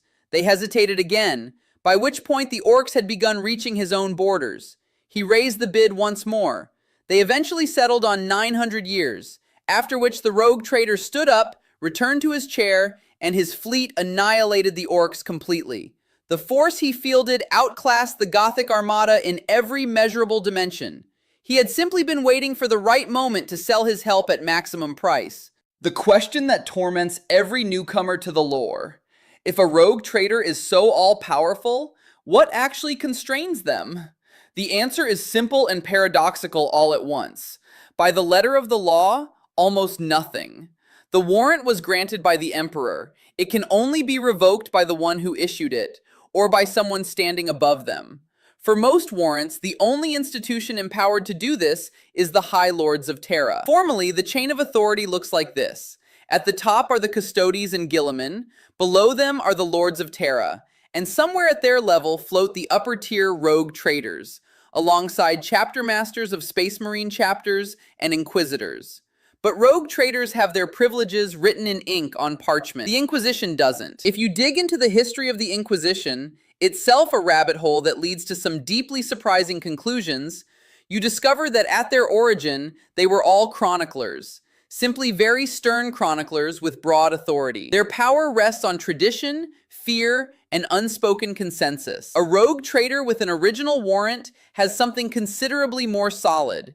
A legal document consecrated by the religious authority of the God Emperor himself. Which is why the most popular joke among lore enthusiasts goes like this. An inquisitor stops a rogue trader and demands to see his papers. The trader produces his warrant, signed in the Emperor's blood, then asks, "Now show me your document of equivalent weight." The inquisitor says nothing, because he has no such document. The only legal ground for revoking a warrant is a charge of high heresy. And even then, the authority rests exclusively with the High Lords. For a middle or upper tier trader, any other attempt to seize the document is grounds for starting a war, one the Imperium is not guaranteed to win. The situation with the Adeptus Mechanicus deserves separate mention. The trade patent grants the right to claim anything discovered as one's own property. The Mechanicus is an organization for which any technology from the dark age of technology is a sacred relic to be immediately confiscated in the name of the Omnissiah. A collision of interests is inevitable. It usually goes like this. A rogue trader finds something technologically extraordinary, say a functioning artifact from the Dark Age. The Mechanicus arrives and says, "Hand it over." The trader says, "No." The Mechanicus says, "Please hand it over." The trader says, "No," again. And now the bidding begins, because simply taking it by force isn't an option. The trader is strong enough that open conflict would cost too much. So the Mechanicus starts offering, and we are talking about offers that are difficult to refuse in the most literal sense. There are stories of cases where a single lucky artifact earned the Finder Fleet service contracts for 1,000 years, a personal Grand Magos on permanent retainer, and a suite of additional privileges so staggering that the trader ultimately agreed, simply because it felt rude to keep negotiating. To understand how an ordinary Imperial citizen views a rogue trader, you first need to understand what the life of an ordinary Imperial citizen actually looks like. The majority of people in the 42nd millennium never leave the planet of their birth. Many, particularly the workers of hive cities, have never seen the sky, spending their entire lives several kilometers underground in hot, thundering manufactorums. They work, reproduce, and die. They know about space marines only from church frescoes, and believe them to be literal angels, symbolic figures meant to inspire the faithful. Wars in other systems? Nothing. Xenos? Heard something. Best not to think about it. And then a rogue trader arrives. A human being who has seen Xenos, who has traded with the Eldar, who has been in the warp and returned, who commands a ship the size of a small city, who personally knows a Primarch, if the house is ancient enough, who has encountered beings whose very existence the average mortal has never suspected. To the ordinary Imperial citizen, a rogue trader is a numinous entity, something between a saint, a demiurge, and a rock star, on par with the Astartes. They are venerated. They are feared. Their presence reshapes the politics of entire star systems. Politically, everyone wants to be their friend. Every noble house dreams of marrying into a rogue trader family because it represents a chance, several generations down the line, to try and obtain a warrant of their own. The mechanism exists. Through the Administratum, given confirmed blood ties to an active trader. After that, everything depends on how patient you are. The Administratum measures urgency in centuries. The application will be reviewed, eventually. Your grandchildren may live to see the response, or their grandchildren. The Imperium does not rush, because the Imperium has been standing for 10,000 years and intends to stand for 10,000 more. History records more than a few rogue traders whose names are worth knowing, if only to grasp the sheer range this particular profession encompasses. The Coronis Expanse, the frontier that traders built. The Coronis Expanse, one of the few regions in rogue trader lore that is mapped out in genuine detail, sits on the edge of the galaxy and was opened up almost entirely through the efforts of trader expeditions. 3 major houses operate there: Winterscale, Bastal Horda, and Von Valancius. Each with its own character, its own allies, its own secrets, and its own long-running scores with the others. They are not simply trade partners. They are competing microstates that sometimes cooperate, sometimes go to war, and always ensure that none of them grows too powerful. Jan van Jastabal, a cautionary tale. Not every rogue trader is a success story. Jan van Jastabal entered the Chronicles as a textbook example of decline. Beginning with entirely legitimate commerce, he gradually deteriorated into outright piracy, plundering every world he encountered regardless of its imperial status or loyalty. His end was predictable, but took considerably longer than it should have, precisely because the warrant granted him legal cover far beyond the point where any reasonable institution would have acted. The Casino Story. Bankruptcy as career launchpad. One of the most absurd and yet entirely plausible episodes in rogue trader history is the story of an unnamed heir who managed to gamble away a fortune that seemed, by any reasonable standard, impossible to exhaust. Several generations of ancestors had accumulated wealth on the scale of several planetary economies, and he lost it all at the tables. It appeared to be the end, but he had the warrant, and the warrant retained its value even with nothing behind it. He went to the city's shadow lords, explained the situation, offered a cut of future revenues, and walked out with a ship on credit, then flew away without saying goodbye. A few years later, he returned with money, paid every debt with interest, and resumed trading. This is not an exception. It is an illustration of the fact that the warrant itself is hard currency, even in the complete absence of any other asset. A rogue trader's power doesn't rest on a paper. Behind it stands a concrete military and logistical infrastructure, without which a warrant is merely an expensive picture frame on the wall. The fleet is the heart of everything. Rogue traders have access to vessels all the way up to grand cruisers and even battleships. Some of these ships are older than most imperial institutions. They remember the Great Crusade and bear on their hulls the scars of battles that historians can no longer even date. Among them are non-standard hull classes. For instance, the Hazaroth-class privateer, which you won't find in any standard naval registry. Navigators are the indispensable symbiont. These are mutants with a third eye, capable of charting a course through the warp, the psychic ocean that permeates the universe, and serves as the only means of rapid interstellar travel. Without a navigator, any ship in the warp is blind and helpless. The navigator houses, the Navis Nobilac, actively invest in rogue trader expeditions, because new routes need new data for their astrographic charts. It is a mutually beneficial symbiosis. Traders need navigators, and navigators need traders to extend the reach of their knowledge. Astropaths are the distant eyes and ears. These are psychers specially trained for telepathic communication through the warp. Without them, a ship in deep space is a completely isolated system, unable to send or receive information of any kind. A Sirius trading house maintains its own choir of astropaths, providing communication links between all parts of its population. Behind the facade of power of every trading house, there is its own small warrant. The warrant is inherited, which means there is always one holder of the document, a king or queen in the most literal sense, and an enormous number of relatives, every single one of whom wants to be next. Sons, daughters, cousins, distant relatives, 8 degrees of separation, illegitimate children who chance encounters on industrial worlds. All of them are potential heirs, and all of them are potential threats. The struggle for succession in trading houses is waged by every means available. Political alliances, marriages of convenience, trade agreements, conspicuous demonstrations of loyalty, secret negotiations with rivals, and, when all else fails, a quiet poisoning at the family dinner. The ferocity of these internal wars is directly proportional to the house's wealth. The more that is at stake, the more ruthless the game. At the same time, such conflicts are kept hidden. Weakness displayed openly will immediately attract rival houses who smell blood. So, externally, a trading house always appears monolithic, while internally, it may resemble a powder keg 1 second before detonation. Age matters enormously. A house tracing its lineage to the first warrants of the Great Crusade is incomparable in accumulated resources and influence to one that received its warrant 200 years ago. This is old money versus new. And the difference here isn't in bank balances, but in networks of alliances, obligations, secrets, and connections built up over millennia. Behind all this grandeur and power, it's easy to lose sight of the central question.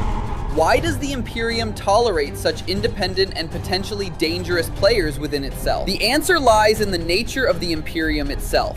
It is vast, rigid, bureaucratic, and profoundly inflexible. A million worlds bound together not so much by roads as by inertia, tradition, fear, religion, and rules 10,000 years old. There is no room for improvisation in such a system. Regular Imperial forces know how to fight by the manual, trade by regulation, and govern by precedent. But the galaxy has not read these manuals. Beyond the edge of known space, where there are no maps, no fleet, and no certainty that the next star holds life or death, you need a different kind of person.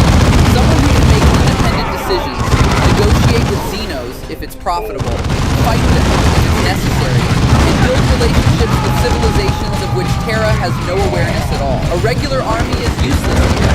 It has neither the authority, nor the flexibility, nor the motivation. Rogue are institutionalized adventure. They are a way to legally embed within a written system the element of chaotic freedom that the system itself generates at its fringes.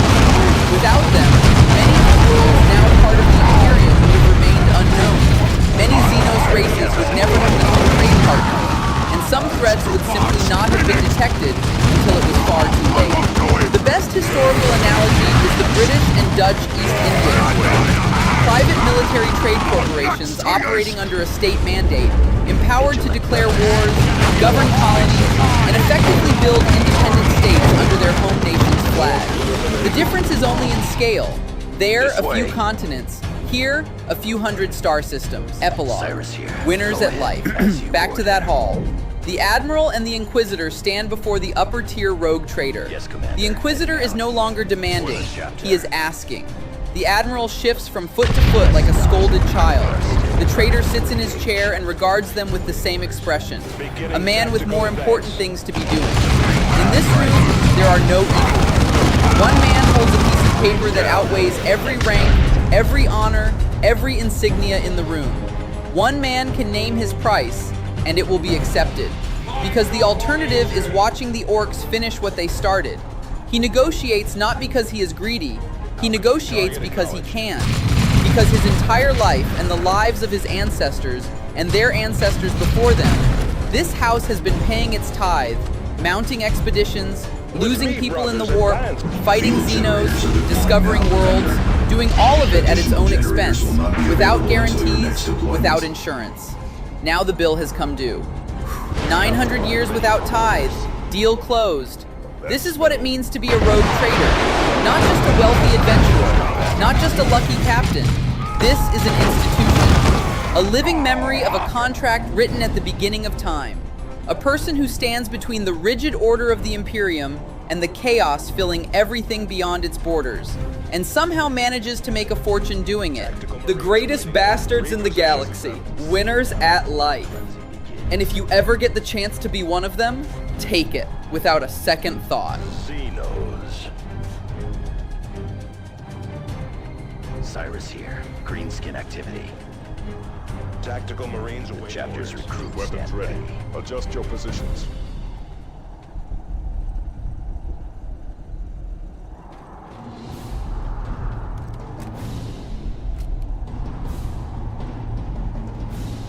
Adjust your positions.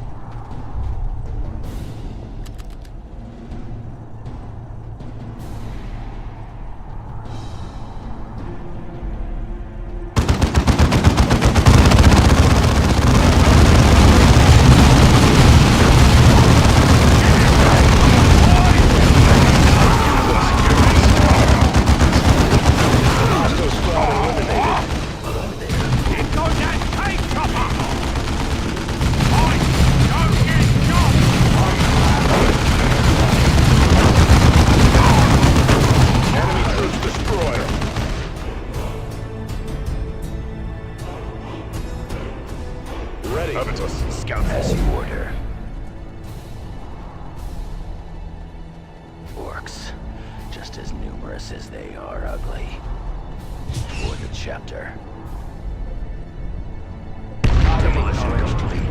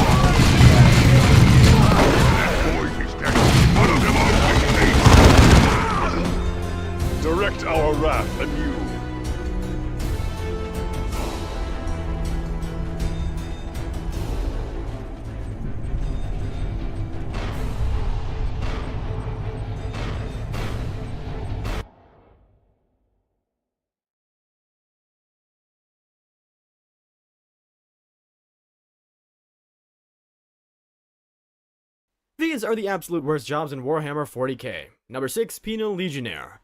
If you ever think your job sucks, try getting sent on suicide missions with an explosive collar around your neck. See, the Imperium's military, the Imperial Guard, needs soldiers for suicide missions, but trained soldiers are valuable and take years to create. Meanwhile, criminals pile up in prisons across the Imperium. They tried regular prisons first, but prisons cost money. They tried quick executions, but that wastes potential labor. Then someone realized, why not use criminals as disposable troops? The practice emerged gradually over the millennia. But by the 41st millennium, it became formalized as penal legions. Strap explosive collars on convicts, give them guns, and send them to die clearing minefields or charging enemy positions. Here's how you end up in the penal legionnaire. Maybe you couldn't pay your taxes, called a tithe in the Imperium. Maybe you disrespected a commissar. That's a military officer who executes soldiers for cowardice. Or maybe you're just standing in the wrong place when quotas needed filling. You get the worst equipment imaginable. A lasgun that's a laser rifle that might explode when you fire it, armor that's basically thick cardboard, food rations spiked centuries ago, then they march you into minefields to clear them with your feet, or send you to assault fortified bunkers with no backup, or make you charge alien monsters called Gene Stealers. Think that thing from Alien vs. Predator, but worse. The explosive collar is the real nightmare. Handlers watch from safe distance with detonators.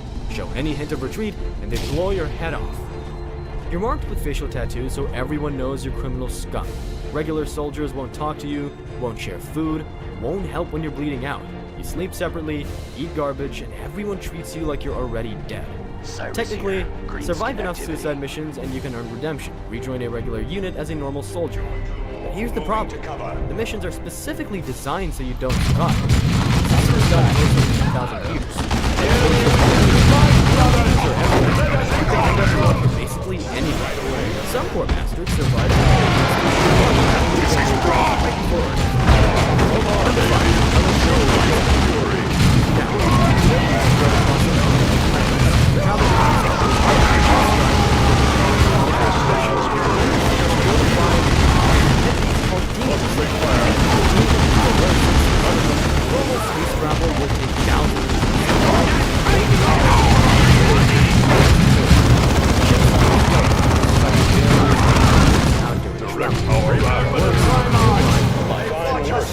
For a second, demons pour in and everyone dies screaming. But here's the problem. Someone needs to maintain these fields, and it has to happen when the ship is in the warp. The Mechanicus, the tech priest organization that maintains all Imperial technology, tried everything else first.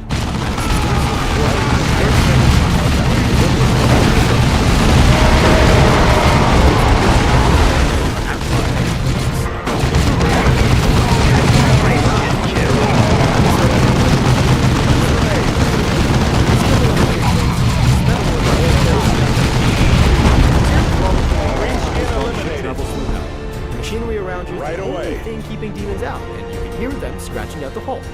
Sometimes you see shadows moving wrong. Sometimes you hear your dead mother calling your name. Sometimes the walls bleed. This is normal. You ignore it and keep working because if the field flickers for even a microsecond, demons get in. The repairs are brutal too. The technology is ancient and barely understood, so you're hitting things with a wrench while reciting prayers and hoping it works. The warp exposure does things to your brain, even with protection. Workers start hallucinating, hearing voices telling them to sabotage the field, developing paranoia and extreme religious mania. Most last maybe a dozen trips before going completely insane.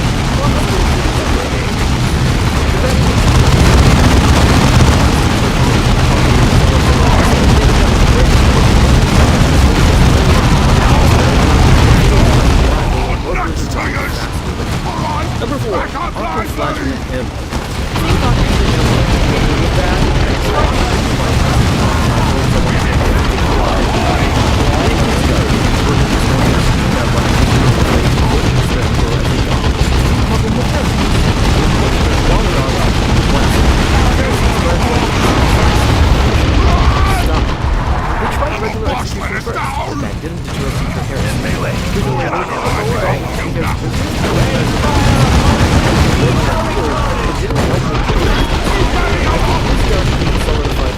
Likely during the 36 millennia, they developed a solution that was punishment, deterrent, 3 shock troops all in one. Arco for the Giants. Take condemned criminals, pump them full of combat drugs, Commander, surgically we do remove not brain yet parts have responsible additional for free field will, generators attach ready. mechanical limbs covered in spitting You need flails to and wait blades, until your and next install a deployment to pacifier helm secure that another keeps them strategic sedated. asset. Now someone has to handle these things, and that's you. Your job is keeping them sedated with drug injectors, pointing them toward enemies, and trying not to die when things go wrong. But things always go wrong. The injectors clog, the pacifier helm glitches, someone makes a loud noise. Suddenly you've got a 2-meter tall cyber zombie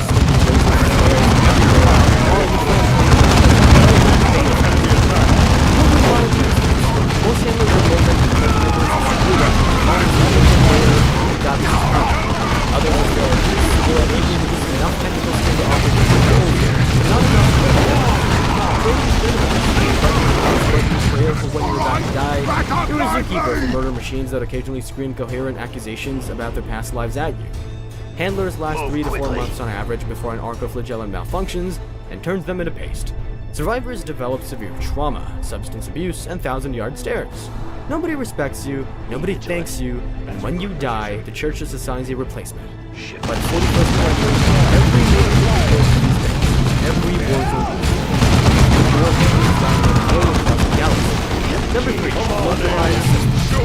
Now let's step outside humanity and talk about the Dark Eldar, aliens who live in Gamorra, a city in a pocket dimension called the Webway. Here's the problem.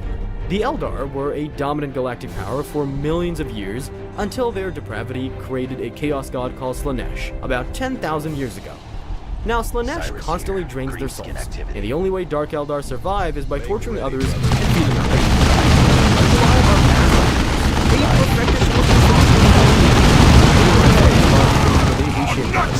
great monsters, generally endless suffering. As their work was more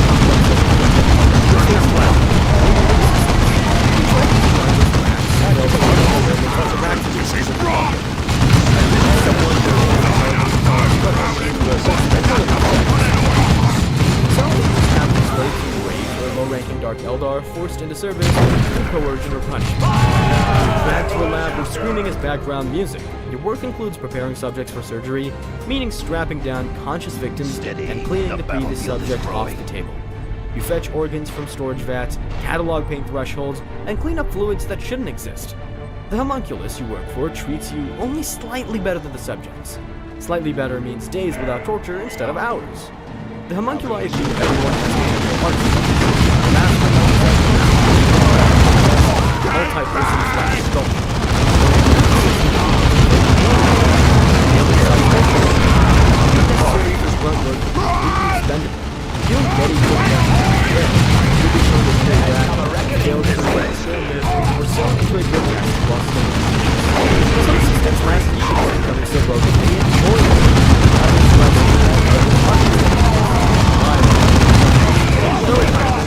Screaming until you're used as parts.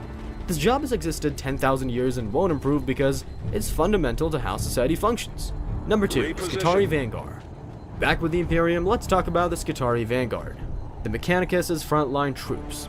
These are soldiers equipped with radiant weapons, guns that fire irradiated rounds so deadly they can melt through armor. Sounds powerful, right? Here's the problem. The radiation doesn't just affect the enemy, it affects you too. The Mechanicus needed frontline soldiers who could punch through heavily armored targets. Blast weapons weren't cutting it against certain enemies. Plasma weapons were too expensive and unreliable. Radiant weaponry is ancient Mechanicus technology predating the Imperium itself. It's incredibly effective for killing targets and incredibly effective. The Mechanicus knows this. Always knows this. Could they make that safer? Could they rotate troops? You got through me, boys, did ya? But here's the Guess thing. I got Safer to weapons kill are you less myself. effective, and rotating troops Target waste sighted. time. So they went with option 3.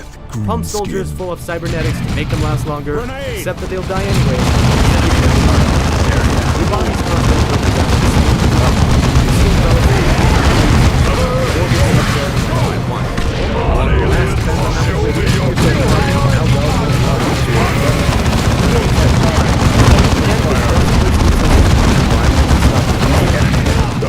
Fancy kid gonna save ya. Oh my god, I'm dying panic.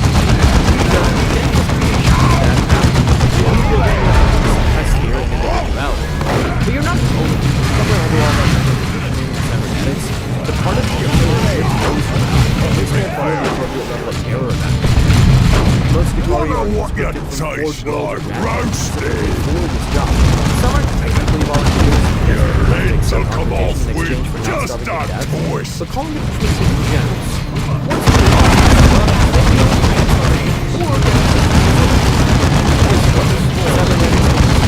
Scatter! Enemy shockwave coming!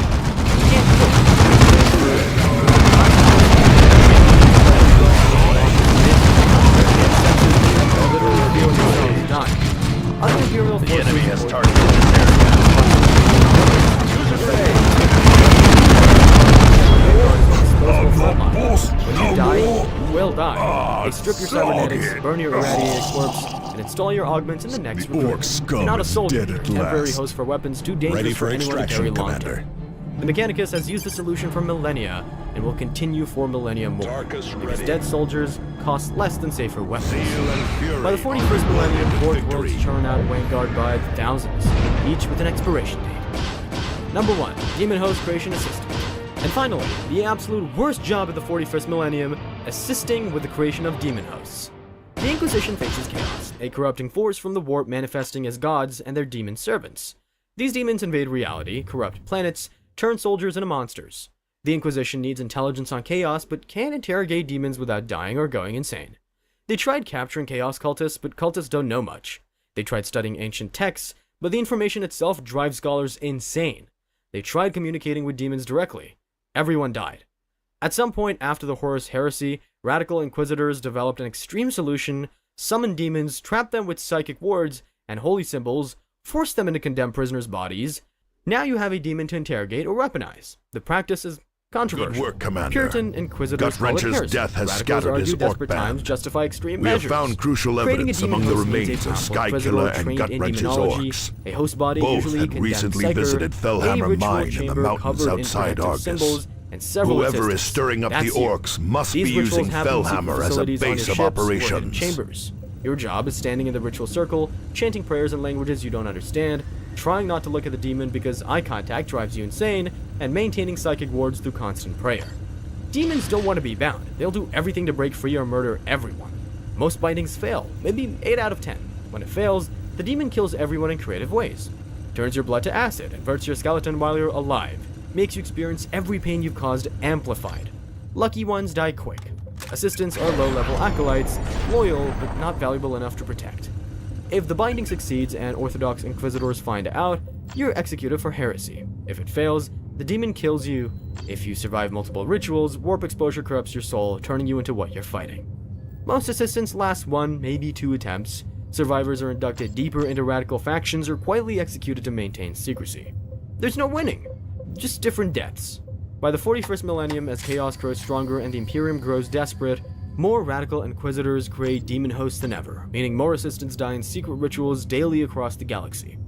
Well, that's the list. 6 jobs that make a regular guardsman's life look like a vacation. The 41st millennium has plenty more ways to suffer, but these are the cream of the crap. Thanks for watching, and remember, in the grim darkness of the far future, there's only work, and the work is hell. These are even more terrible jobs in Warhammer 40k. Number 6, Administratum Scribe.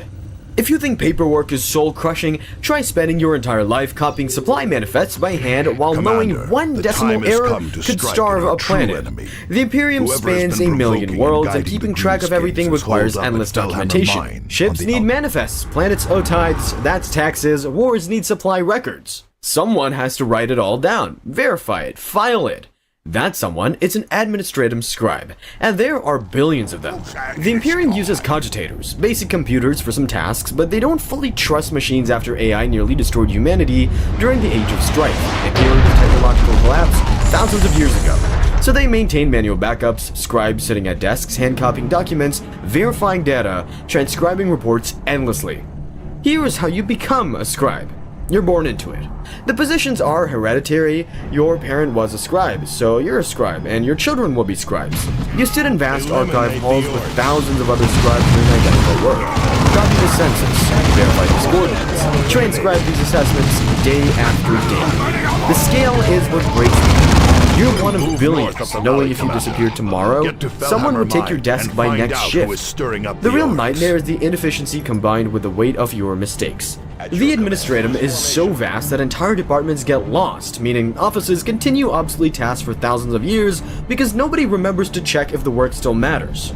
You might spend decades transcribing supply requests for a world that fell to aliens centuries ago, and nobody will ever tell you. On the other hand, your mistakes can also carry catastrophic weight. Wrong coordinates send rescue fleets to the wrong sector.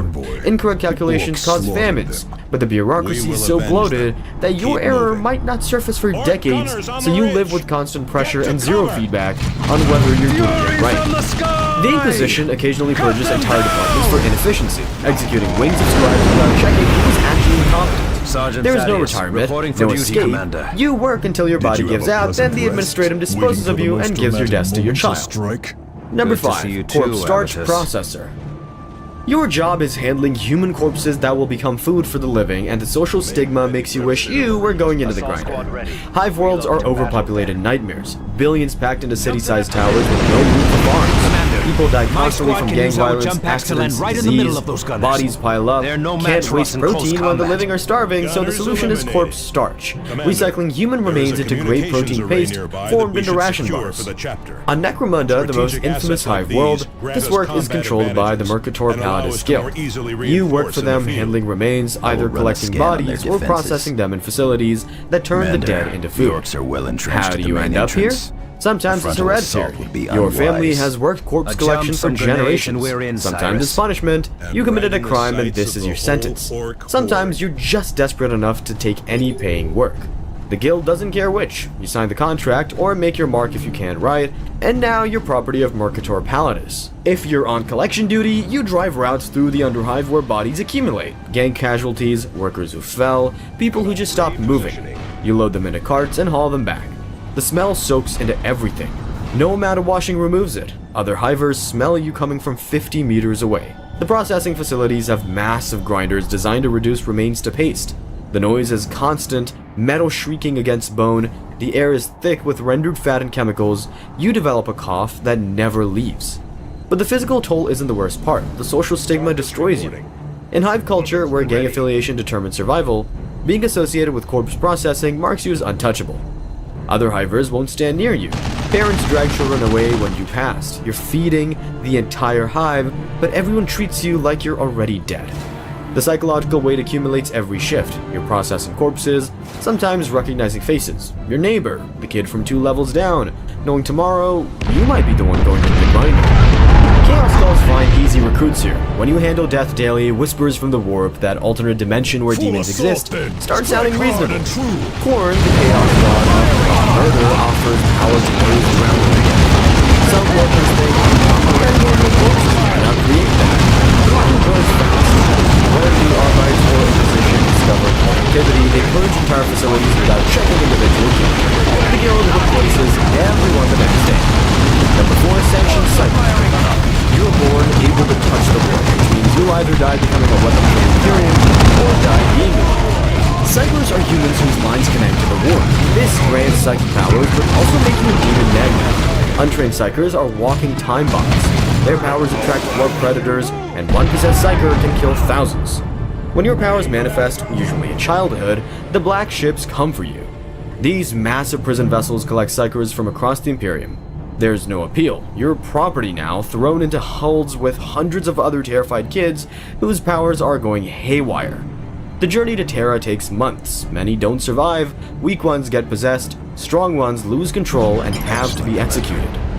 On Terra, you face sorting. If you're too weak or unstable, you sacrifice to the Golden Throne its fuel, literally fed to the Emperor to keep his corpse alive.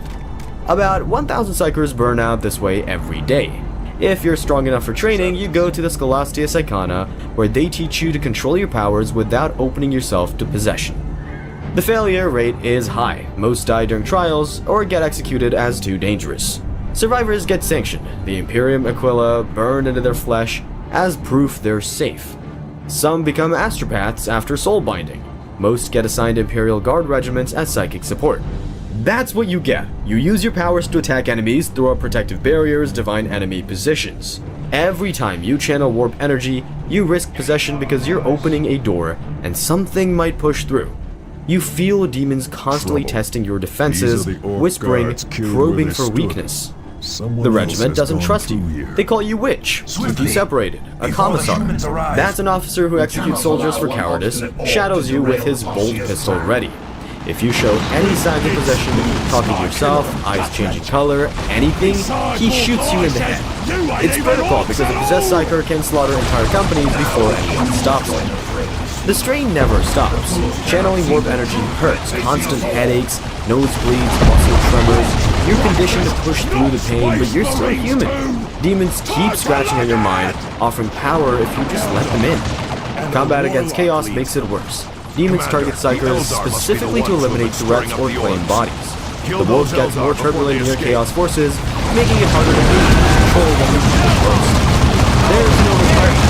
Sarah is not action, possession, or execution. When you keep unstable. Most sanction cycles don't last long. Something always breaks. Your control, your mind, your body. Then you die. Another cycle takes place. The black ships never stop collecting. Number 3. Battlefield Salvage Work. After the shooting stops, someone walks corpse fields and covering equipment while every step might trigger unexploded ordnance. The Imperium fights wars across thousands of planets simultaneously.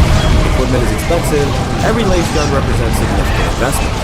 Dead soldiers don't need their gear, but living soldiers do. So various Imperial organizations employ or conscript workers to recover usable equipment from battlefields. How do you end up doing this? Sometimes you're a engineer pressed with a dangerous labor as punishment. Sometimes you're a desperate local who needs to eat, and this is the only work available. Sometimes you're conscripted by quartermasters who need bodies to do your job. However, you got here. The work stays consistent. You're set on a corpse field while bodies are still warm. Thousands of dead scattered in various states of dismemberment. Your job is recovering anything functional. Prying laser guns from death grips, stripping armor from corpses, collecting ammunition. The battlefield itself is trying to kill you.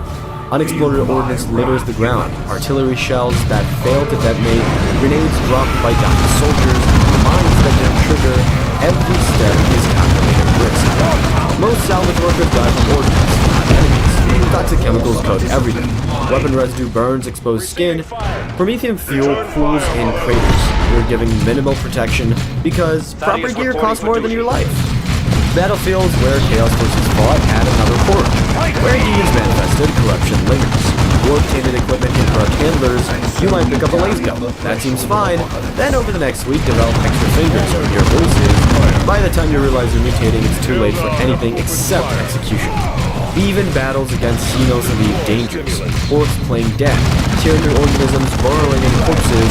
Necron warriors that reassemble when you're not looking.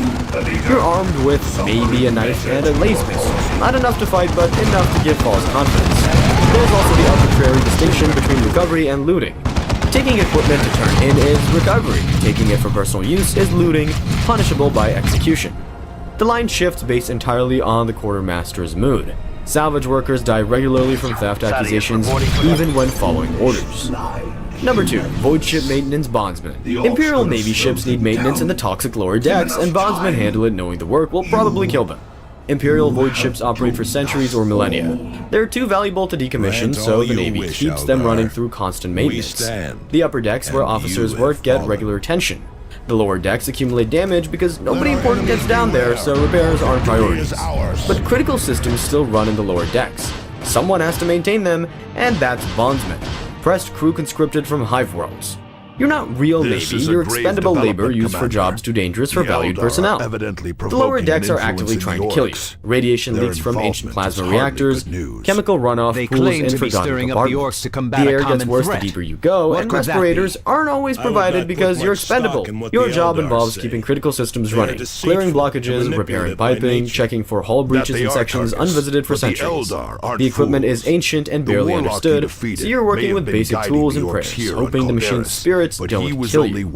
The real horror is what warp exposure does. Ships travel through the warp core fields, protect the ship, but the fields are weakest in the lower decks. Generations of exposure cause mutations, physical changes, psychological degradation. The line between loyal crew and something else blurs in the depths. During warp transit, conditions get worse. When the Geller field flickers, things slip through. Shadows move wrong. Equipment behaves strangely. You might be repairing a pipe when something that shouldn't exist comes out of the darkness. Most bondsmen don't survive their first warp transit encounter. Disappearances go uninvestigated. You work until accidents, exposure, or the things in the darkness get you. Number 1. Forge World Menial. Think factory work is tough? Try laboring on planets where the air itself is poison and the tech priests see your flesh as a problem to be corrected. The Imperium fights constant wars, and wars need weapons. Forge worlds are planet-sized factories that produce everything, controlled by the Adeptus Mechanicus, tech priests who worship machines. They use servitors for simple tasks. Servitors are lobotomized humans with cybernetic parts, but servitors can only follow basic programming, so the Mechanicus needs workers for anything requiring judgment. That's where menials come in. You're press-ganged from hive worlds or born on the Forge world itself. Either way, you're property now. You haul materials, operate presses, assemble weapon components, maintain ancient machinery, everything too complex for servitors but too menial for actual tech priests. The environment starts killing you immediately. The air is toxic smog mixed with radiation and chemical fumes. Every breath scars your lungs. You're not given proper protection because the Mechanicus views flesh as inherently flawed anyway. Why waste resources on something that's already imperfect? The machinery you work with is thousands of years old, maintained through prayer and ritual rather than preventative maintenance. Accidents happen constantly. When they do, they scrape out what's left and dock your family's rations for cleanup time. Here's the twisted part. The Mechanicus doesn't wait for injury before grafting cybernetics onto you. They view gradual replacement of flesh as a path to purity. So even healthy menials receive crude augmentations. A mechanical arm here, an enhanced organ there. These are cheap parts that ache constantly because pain management is reserved for actual tech priests. You're being improved in ways that make existence progressively more miserable. The environment poisons you regardless, radiation causes tumors, heavy metals accumulate until organs fail. Chemical exposure burns through tissue. You watch yourself deteriorate and the augmentations just keep you functional longer than you'd naturally survive. When you can't finally work anymore, they turn you into a servitor. They cut out the parts of your brain that make you human, install control mechanisms, and now you're the mindless drone you used to work alongside. The part that could object doesn't exist anymore. You just keep working. Well, that's 6 more jobs that make a regular guardsman's life look like a vacation. The 41st millennium has endless ways to suffer, and we've barely scratched the surface. Thanks for watching, and remember, in the grim darkness of the far future, there's only work, and the work is hell. These are the absolute worst jobs in the Imperium. The Astra Militarum. 3 weeks of training, 1 laser rifle, 15 hours to live. That's the life, or lack thereof, for a guardsman. Guardsmen are regular humans turned into soldiers. They use simple laser rifles, wear thin armor, and get thrown into battles against creatures that can crush tanks with their bare hands. The job exists because the Imperium needs trillions of fighters, and regular humans are the cheapest option. It all starts with the planetary tithe, a tax every world has to pay to the Imperium. Part of that tax is people. How they get picked depends on the planet. Some hold a lottery, others empty their prisons, some just kidnap whoever's walking down the street. Once taken, they say goodbye to home forever. Training is short, a few weeks if they're lucky. Conscripts learn 3 things: how to shoot, how to march, and how to obey. That's it, then they get shipped off to a war zone they can't even pronounce. When guardsmen reach their war zones, the real misery starts. Daily life becomes digging trenches, stacking sandbags, cleaning weapons, and waiting for orders that might be their last. Food is corpse starch ration bars, which is recycled protein made from the dead bodies. Water is whatever the planet has, filtered just enough not to kill them immediately. Sleep happens when they can get it. Every quiet moment carries dread because they never know what's coming. Then comes actual combat. Lasguns can hurt enemies. Sometimes. Well, not always enough. Orcs charge in huge mobs. Tyranids swarm like giant insects. Undead robots keep walking even after being shot. Chaos soldiers fight with powers that twist reality. The only way for guardsmen to stand a chance is by firing together, thousands of rifles creating a wall of light just to slow the enemy down. Not stop them, slow them, and hope someone else has heavier weapons. Commissars stand behind the troops, ready to shoot anyone who tries to run. Everyone knows the deal. Die facing the enemy or die facing the commissar. At least the enemy might miss. There's an Imperial term, 15 hours. It comes from a deployment on an orc world where the average survival time for new guardsmen in active combat was 15 hours. That's from landing to death. 15 hours. But in luckier deployments, guardsmen can survive for years, even long enough to become veterans or retire to a new world. but they never know which kind of battle they're walking into until it is too Commander, late. the Greenskins By have M41, the Guard loses millions every single day across thousands of active war zones. There's always another war, always another regiment, always another recruit who doesn't know they've got 15 hours left, and the Imperium replaces them the next day. Servitors. The Imperium needs machines to do heavy work, dangerous work, and boring work. But they can't just use real AI. Those machines rebelled millennia ago and nearly wiped out humanity during the Age of Strife. So they found a loophole. Don't build thinking robots. Take humans and turn them into half-machine slaves called servitors. They look like robots, but they're technically still human, so it's fine, according to the rules. Servitors emerged from the early treaty between the Imperium and the Adeptus Mechanicus, aka the Machine Cult. Humanity got help rebuilding its empire. Mars got permission to mass-produce cybernetic workers. No one asked what the workers thought about it. From there, servitors became the backbone of every factory, starship, shrine, and battlefield. They haul ore, scrub plasma conduits that are hot enough to melt skin, perform surgeries under direct supervision, or stand on warships firing guns bigger than houses. They never sleep, they never complain, they never get paid. Perfect workers. But the process to make one is where things get ugly. Tech priests drill into the skulls and remove the parts of the brain that allow thinking, remembering, or making choices. A control chip gets installed in the empty space. It forces obedience. Absolute obedience. The subject can't disobey even if they wanted to, because the part that wants anything is gone. Pain blockers exist. Most factories don't bother using them. Pain burns sin, according to the Mechanicus doctrine. Makes the flesh more receptive to the machine spirit. Then comes the body. Arms replaced with industrial clamps, drills, and welding torches. Legs swapped for hydraulic pistons or treads. Some get weapons mounted where their hands used to be. By the end, they're broken cyborgs with human organs, keeping the machinery running. They're tools, and tools don't retire. They say servitors should have no thoughts or memories left by the end, but some cases show this is not always true. A cleaning servitor remembering sunlight, a factory victim begging mid-operation, a damaged one whispering a forgotten name. Some even weep oil tears. These glitches happen when the mind wipe is faulty or rushed, which means a portion of servitors might be fully aware, trapped inside bodies they can't control until the organic parts rot. And the messed up part of this is considered merciful compared to execution. Warp Engine Refueler. This entire job is to walk into a running warp engine and push new fuel caskets into place before the radiation melts them down. On Navy ships, everyone knows this is suicide. The only debate is whether you last 1 minute or 2. Most Imperial warp engines are ancient designs from humanity's old high-tech age. They were built with no safe refueling system because the blueprints for the automatic loaders have been missing since the dark age of technology. Fixing them would mean redesigning the engines that the tech priests treat like holy relics. They believe changing anything risks angering the machine spirit, or worse, accidentally creating true AI. The kind that once tried to exterminate humanity, so the warp engines stay exactly as they are. Deadly refueling process included. The Imperium did try other methods. There were remote-controlled robot arms, but the intense magnetic field scrambled sensors and controls. Then they tested the servitors to carry the fuel caskets. That also failed. The radiation fried their organic parts even faster than normal humans, and their lobotomized brains could not improvise when things shook or shifted mid-insertion. After that, they tried other automatic loading machines, but the new parts didn't match the ancient engine design. When they tried to connect everything, the warp engine reacted badly. In some tests, entire engine rooms blew up. Expensive machines destroyed, servitors wiped out, tech priests nearly killed watching it happen. After all the failures, the choice became simple. Keep risking the sacred, irreplaceable reactors, or send in cheap human workers they could replace forever.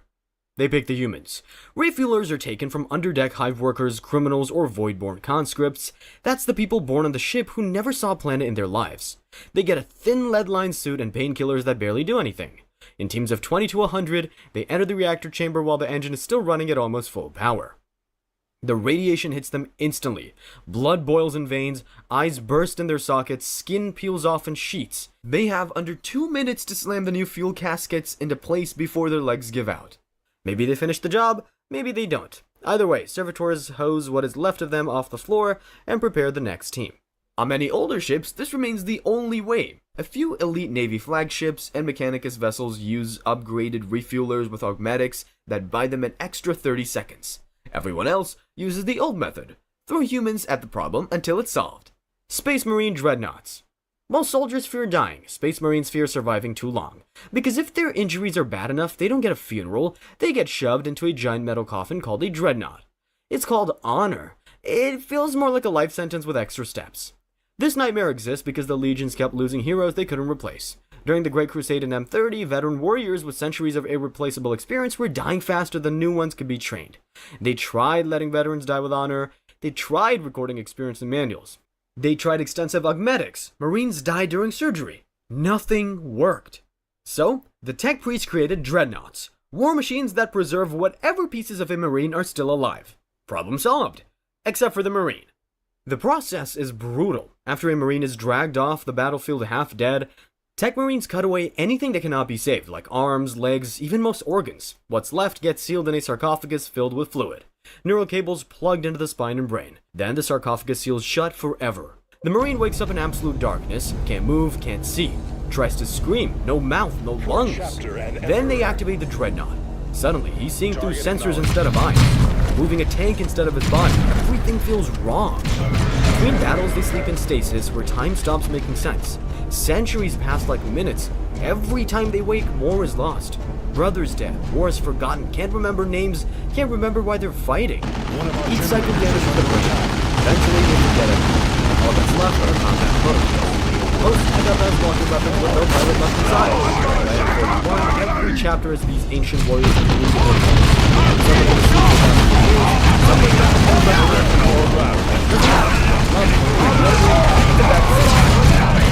the Emperor and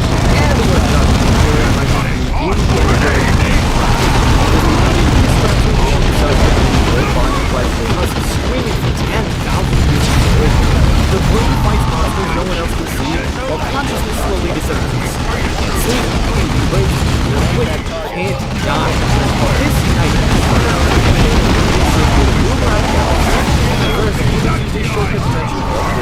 but the warp is filled with monsters that have anything that can try. So the warp travel, you can be decided right now. Guide that, without it, will never return. So the Emperor tried to fix this permanently by building the webway. Giant tunnel the one room by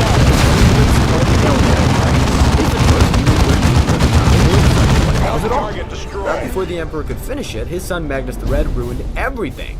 He used a psychic message to warn the Emperor about another son, Horus, who was rebelling. But that spell tore open the Emperor's shields and let demons rush into the tunnels. One psychic warning, 10,000 years of consequences. The Emperor had to drop every other duty and sit on the Golden Throne full time, using his mind to hold the portal shut. If he stopped for even a second, Terra, Earth, would be overrun. Then Horus really did rebel. During the Siege of Terra, Horus nearly killed the Emperor. The Emperor won, surviving barely as his body was broken beyond repair. The problem was the webway portal still needed to be shut and the Astronomicon still needed it back. The Imperium tried replacing him, Malkador, Sigilite,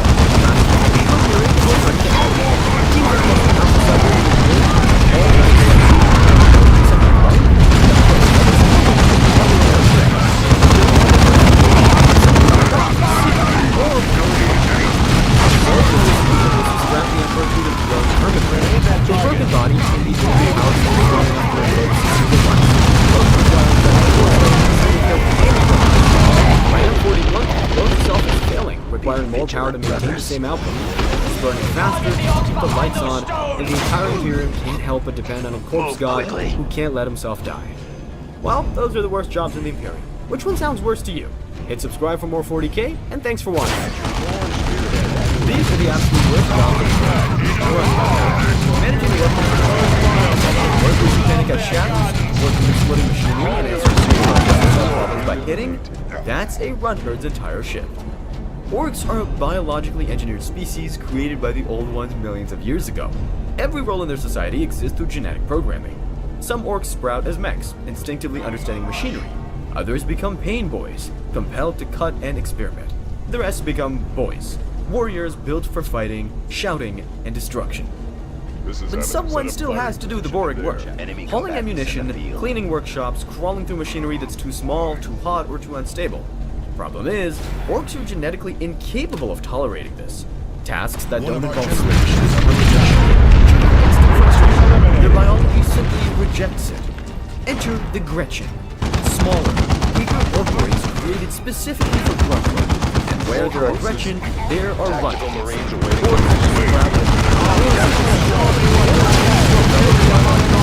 around and around. Smaller orcs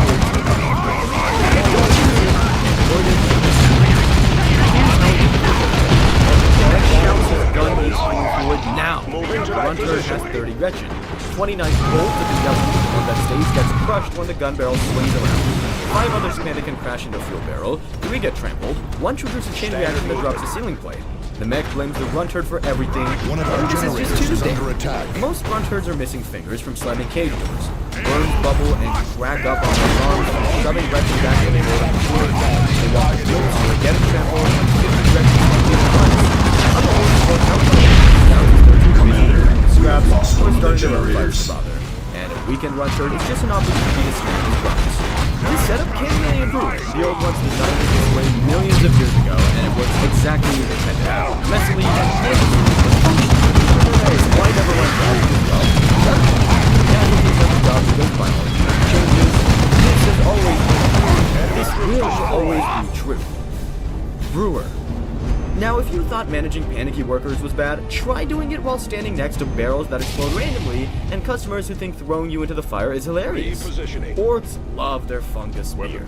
The booze keeps morale high, keeps fights going, and fighting pumps up the wah!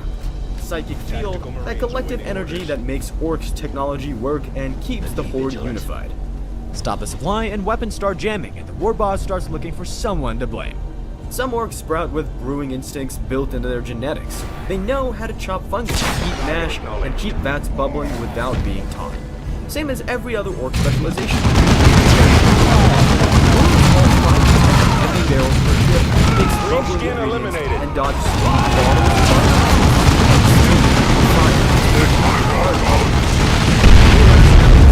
people getting scalded, crushed, and fungus. Most lose fingers to boiling petals, skin on the hand, buttoning, scarred from constant burns. The smell of scorched flesh becomes normal background noise. The unlucky ones fall in battle. Drink it anyway. They say it adds flavor. Call it extra meaty brew.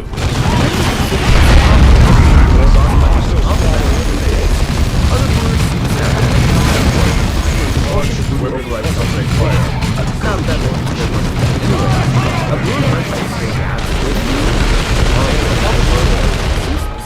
bigger why, more orcs faster, which means more brewers dying messy. The scale changes, the job doesn't. This pattern Communications array secure without variation. Mech's assistant. You'd think workshops would be safer than battlefields, right? In Orc society, they're deadlier. At least on the battlefield, these workshops are supposed to happen. Mechs are orcs who sprout with an instinctive understanding of machinery. They build tanks, robots, guns, and vehicles from scavenged scrap that somehow work despite leaking fuel, misfiring, and falling apart mid-use.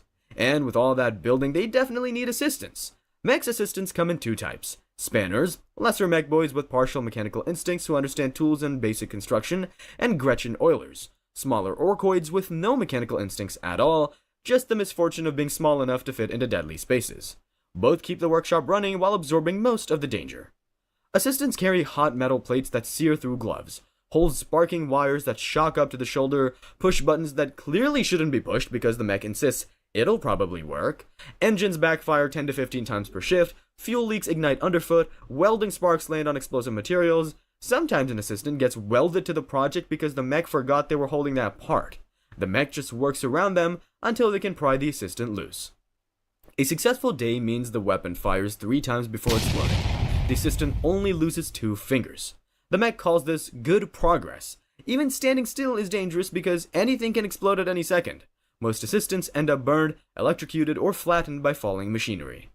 The mech considers an assistant a success story if they survive long enough to become spare parts.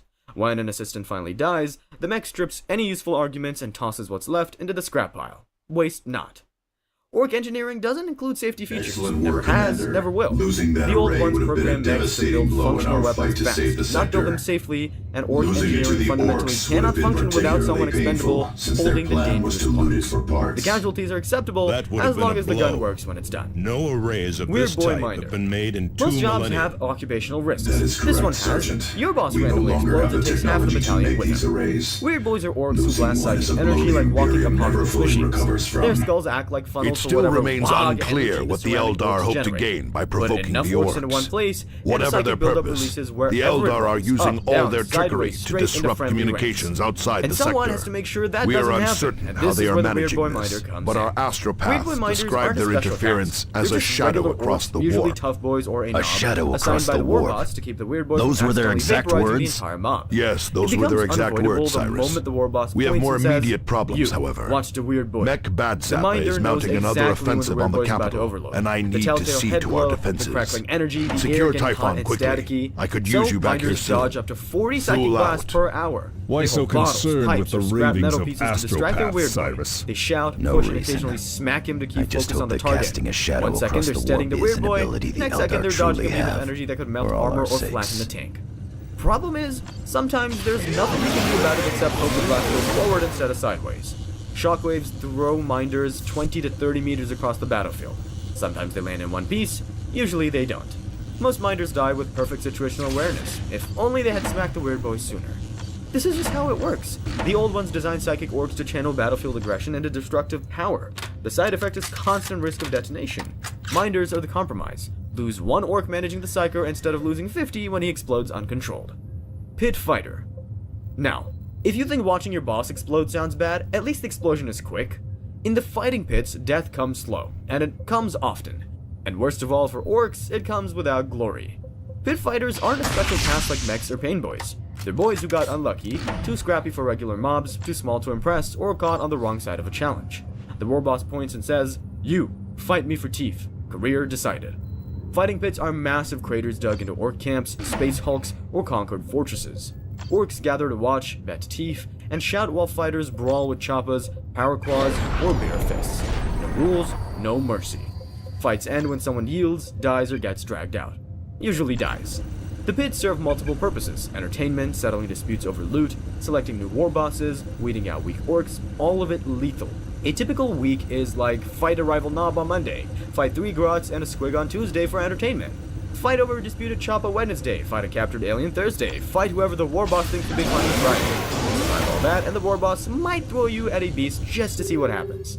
Injuries pile up fast. Broken bones, lost teeth, missing limbs that the Pain Boy fixes with crude bionics that half work. Commander, Knobs we have wear their located pit a scars as substantial trophies. Eldar Lower-rank strike fighters force. just accumulate damage This force until appears something to be critical led by breaks. one of their Or worse, so-called warp it's spiders. boring. Orcs hate boring fights. They're built for wogs, for conquest, for the rush of a proper scrap with actual stakes. Pits are just repetitive. Same arena, same faces. Other orcs don't even respect you the way they respect warriors. You're entertainment, a sideshow. The war boss bets on you like you're a fighting squig. The really unlucky ones get stuck on prison planets or space hulks converted into mega arenas where fights happen dawn to dusk. Just fight, survive, heal enough to fight again. Some fighters have been doing this for years, covered in scars, half bionic, too damaged for anything else. Every orc settlement has a pit. Small camps have crude circles. Major strongholds have stadium-sized craters. The job exists because orc culture demands it. Might makes right, and the pits prove who's mighty. Fighters keep dying because that's the point. This has always been true, this will always be true. Pain Boy's patient. The good news, surgery is available. Bad news, the surgeon learned by pulling things apart. Putting them back together was always optional. Pain Boys are orcs who sprout with surgical instincts. They feel compelled to cut, modify, and experiment on injured orcs. The old ones built Pain Boys to keep orc armies functional through field medicine and crude augmentation. Patients are just unlucky orcs who end up on the operating table. Some get there through injury, a missing arm, a crushed leg, burns from an explosion. Some get grabbed because they're nearby and the Pain Boy needs to test a theory. Some volunteer because they think extra arms or metal plates sounds like improvements. What they don't know is the Pain Boy has been wanting to test if orc lungs work better upside down. Guess who's finding out? Pain Boys poke organs, move bones, attach random bionic limbs, or pull things out just to see if the patient still works. They might wire nervous systems into experimental weapons, or replace missing pieces with parts stolen from someone else, making waking up after surgery a gamble. Maybe the patient has an extra arm, maybe a leg's on the wrong side, maybe they're missing something important that the Pain Boy decided wasn't necessary. One orc went in with a broken jaw and came out with his digestive system rerouted through his belly button. Still worked, sorta. The Pain Boy called it an improvement. Most orcs only survive one session. If they're lucky, they get patched up well enough to fight again. If they're unlucky, they become a learning experience. Either way, there's always fresh casualties coming in. Injuries pile up wherever orcs fight. Every battlefield, every supply camp, every shattered vehicle provides new opportunities for experimentation. The system works because orc medicine advances through trial and error. Mostly error, and casualties are infinite. Pain boys will keep cutting as long as orcs keep fighting. The patients don't really get a choice. That's all we have. Thanks for watching and subscribe for more 40k. These are the worst jobs in Hive Worlds in Warhammer 40k. Number 5, Sump Scavenger.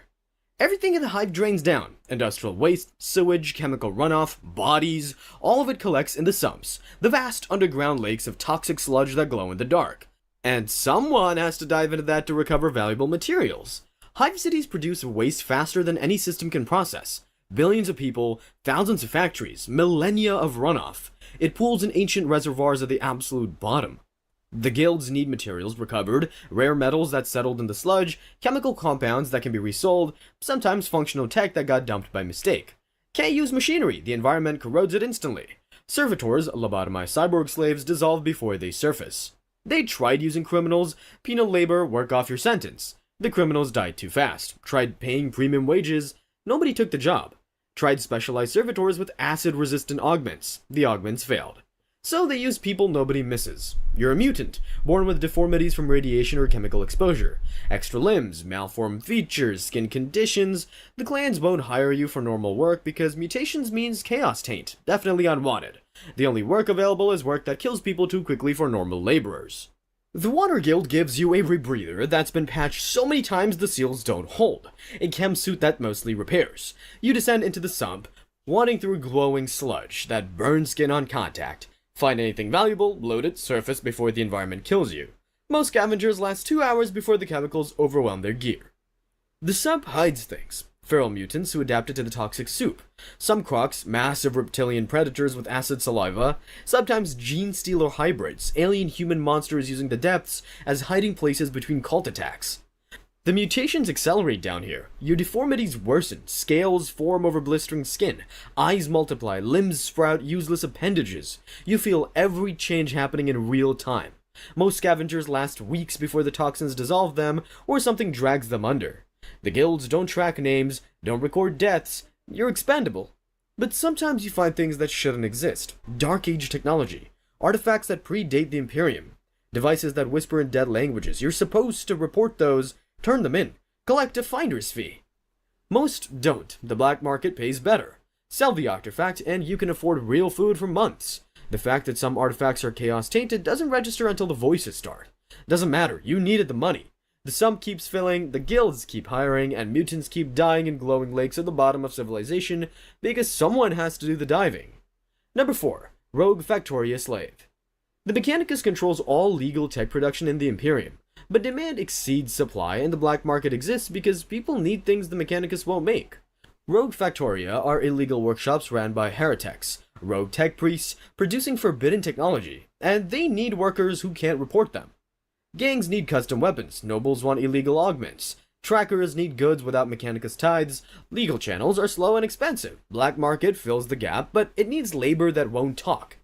Heretics tried volunteers, those workers talked to enforcers, raids happened, everyone died. Tried servitors, too expensive, break down too fast. Tried true believers who hated Mechanicus restrictions. Believers developed moral limits and tried to leave. So they use slaves. You owe debts you can't pay, borrowed from the wrong lender, or you're captured in a gang raid and sold to labor brokers. Or you're convicted of something minor and sentenced to industrial labor. You're fitted with a shock collar and dragged into workshops buried in unstable underhive zones. No safety regulations because it's already illegal. The machinery's unlicensed, poorly maintained. Plasma forges run too hot. Assembly lines use unconsecrated components that malfunction violently. Your shifts are endless, work until you collapse, wake when they shock you, return to work. You're assembling heretical devices. Weapons with demon touch components that whisper while you handle them. Augments use Xenos technology, the Inquisition would execute you for touching. Explosions are daily. You're working elbow to elbow when the forge blows. Everyone within 10 meters cooks. The heretics wait for fires to die, drag out corpses, assign replacements, restart production. Exposure brings mutations, radiation twists bones, chemical vapors rot lungs, warp components invite possession. Fail quota and you're flogged as an example. Fail repeatedly and you're grounded to lubricant because human fat works better than synthetic for certain machine parts.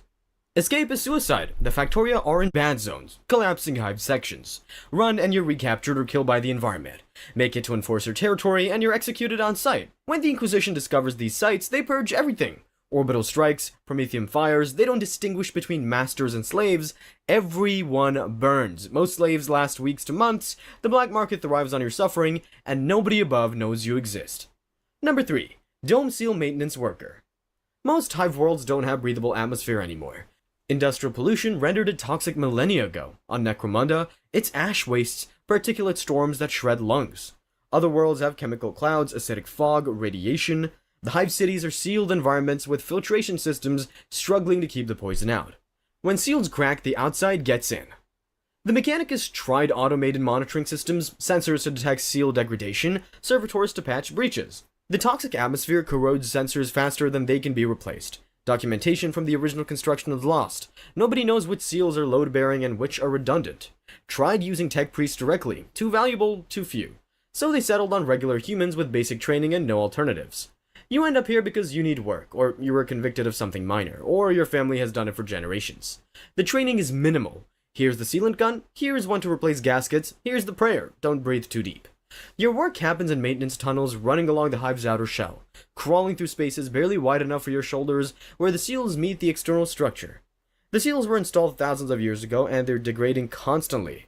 Your patch cracks with sealant while toxic air seeps through. Replace corroded gaskets on blast doors. Check pressure readings that tell you how much poison is leaking in. You're breathing trace amounts of whatever's outside, ash particulate, chemical vapors, acidic mist. The protective gear is old rebreathers that don't seal properly. Your lungs accumulate damage with every shift. Scar tissue, chemical burns, black lung from ash exposure. The Mechanicus knows this. The gear exists to make you last longer, not to actually protect you. Then there's catastrophic failures. You're in the tunnel when the breach happens, choking on acidic fog. Skin blistering from chemical contact. If you're lucky, you make it to an emergency bulkhead before your lungs give out. If you're unlucky, the bulkhead seals you in to prevent contamination spread.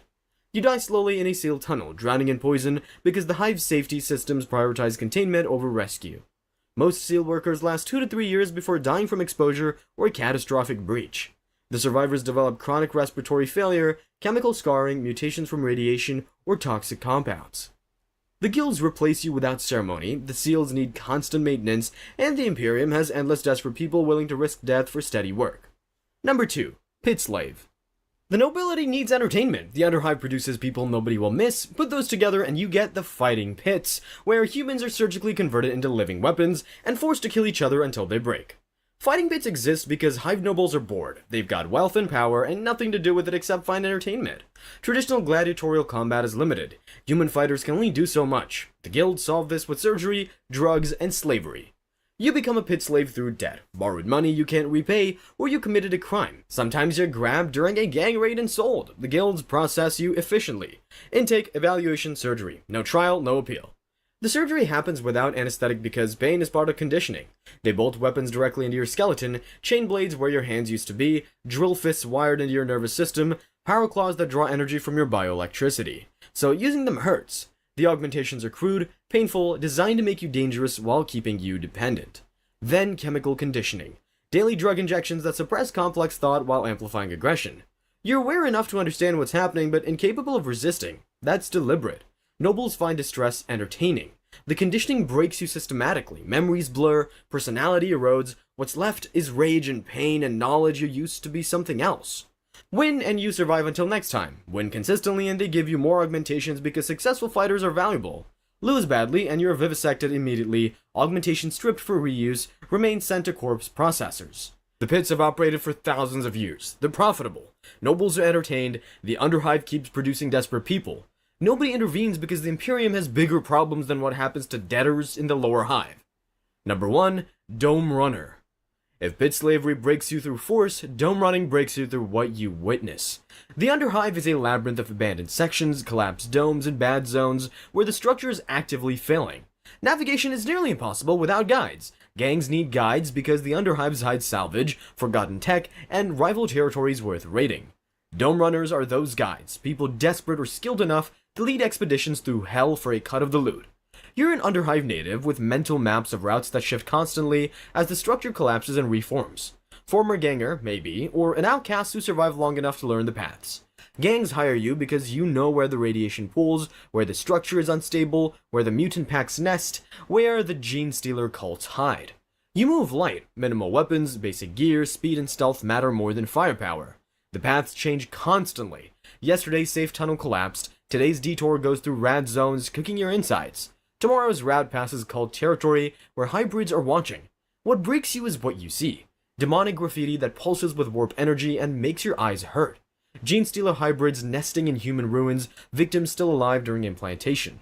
Evidence of chaos corruption, altars, summoning circles, and possible mutations. You keep walking, because reporting it means inquisitorial purges, which means everyone dies, including you.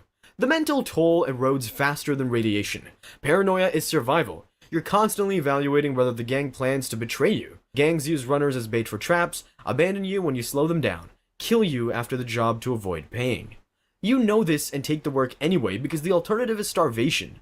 Most dome runners burn out within a year or two. Lucky ones die to violence or structural collapse. Unlucky ones go mad, get lost in the bad zones, become part of what future runners navigate around. There's always another desperate soul ready to learn the paths. The Underhive has existed for thousands of years, the routes keep shifting, the runners keep dying, and the gangs keep hiring because they need those guides more than they need to care what happens to them afterward. Thanks for watching, and remember, in the grim darkness of the far future, at least you're not diving into toxic sludge for minimum wage. Probably. These are the worst jobs in Chaos Worlds in Warhammer 40k. Number 6, Slave Soldier Cannon Fodder. If you think dying for the Imperium sounds bad, try dying for a Chaos Lord who considers your corpse more useful than your loyalty. The traitor legions betrayed the Emperor 10,000 years ago during a galaxy-splitting civil war called the Horus Heresy, and they've been fighting to finish what they started ever since. And that war needs bodies. Not valuable bodies, expendable ones that run into enemy fortifications, absorb fire, and exhaust ammunition before the real warriors advance. The Iron Warriors, a traitor legion obsessed with siege warfare, have perfected this. They keep massive slave populations specifically for human wave assaults. That's where you come in. You get handed a crude weapon, maybe a rusted autogun, maybe just a blade, and march toward enemy lines with hundreds of other slaves. No briefing, no tactics, just walk forward and get shot until the Iron Warriors decide it's safe to advance. You're not a soldier, you're a distraction with legs. Here's the thing though, even before you reach the enemy, the warp is already working on you. The Eye of Terror is a massive region in space where the warp, an alternate dimension of pure chaos energy, bleeds into reality and warps everything it touches. Prolonged exposure mutates everything. During transit, your fingers start fusing together, bones shift under your skin into configurations they were never meant to hold. By the time you reach the battlefield, you might be missing something important, or have something extra that wasn't there before. Either way, the Iron Warriors are pointing you at the enemy regardless. If you survive the charge, there's no reward, no recognition, you go back to the pits and wait for the next assault. Chaos Lords treat human lives like ammunition. Spend what you need, resupply when you run low. The Long War has been running for 10,000 years. They haven't run low yet. Number 5. Cathedral Construction Slave on Sicarus. Imagine spending your entire life building a tower kilometers into the sky, watching it collapse, and then being whipped back to work on the same tower the next morning. Every morning. For the rest of your life. And the people cracking the whip consider this a privilege. The Word Bearers are the traitor legion dedicated to worshipping the Chaos Gods. Their demon world Sicarus is covered in towering cathedrals, temples, and spires stacked kilometers high. They always need more, so they keep millions of slaves and work them until they drop. That's the job. You haul stone, you operate cranes, you build, shifts run until you physically can continue, and then they start again. Overseers whip you back into line while Dark Apostles, the Word Bearers' religious leaders, chant prayers continuously overhead. Those prayers aren't just noise, they carry psychic weight, a kind of mental pressure that builds slowly over time. Slaves call what happens despair madness. It's not dramatic, it's quiet. The pointlessness of the work hollows you out until you stop caring about anything except the next stone. The Word Bearers call this spiritual progress. The spires collapse constantly, crushing whoever is still on them. Then the survivors get driven straight back into rebuilding. You might spend years on a single structure, watch it reach toward the sky, then watch it come down in a week. Then you build it again. Sisyphus had it easy, at least his boulder was the same weight every time. When you can't work anymore, the architecture handles it. The altars built into the walls automatically impale weakened workers and collect the blood for rituals. The Word Bearers designed this deliberately. You work until you collapse, and then you're useful in a different way. Either outcome serves their gods, so they genuinely don't care which comes first. The word bearers call that efficiency. Everyone else calls it something you can't say in a cathedral. Number 4. Slave pit labor on Medrengard. The Iron Warriors don't believe in comfortable slaves. They believe in work quotas. The difference between the two is several kilometers of ash-choked tunnel and something hungry living at the bottom. Medrengard is the Iron Warriors' fortress world, covered entirely in blackstone fortifications that extend downward to the planet's molten core. It needs constant expansion. That falls to slaves like you. You haul stone through ash-choked tunnels in chained teams. The air coats your lungs with particulate that builds up over time. Geothermal vents periodically blast superheated steam through passages, stripping flesh from bone in seconds. The quotas aren't designed for sustainable labor. They designed for total breakdown because the Iron Warriors don't need you to last, they just need the work done. When your team collapses, the next team steps over them and keeps going. Nobody stops, nobody checks. The deeper tunnels have the unfleshed. These are the failed results of Iron Warriors' experiments to mass-produce Space Marines, massive skinless humanoids that came out wrong. Too mutated to be useful and too resilient to die, left to wander the lower passages. They're cannibalistic, they hunt by smell, and they're always hungry. Slave teams that fall behind schedule get pushed into their territory, keep pace, or become food. The Iron Warriors call this efficient motivation, which tells you everything about how the Iron Warriors define efficiency. When a warsmith, an Iron Warriors commander, decides productivity's down, he executes an entire work shift to make a point. The pits fill with bodies. New slaves arrive within days because the supply never runs out.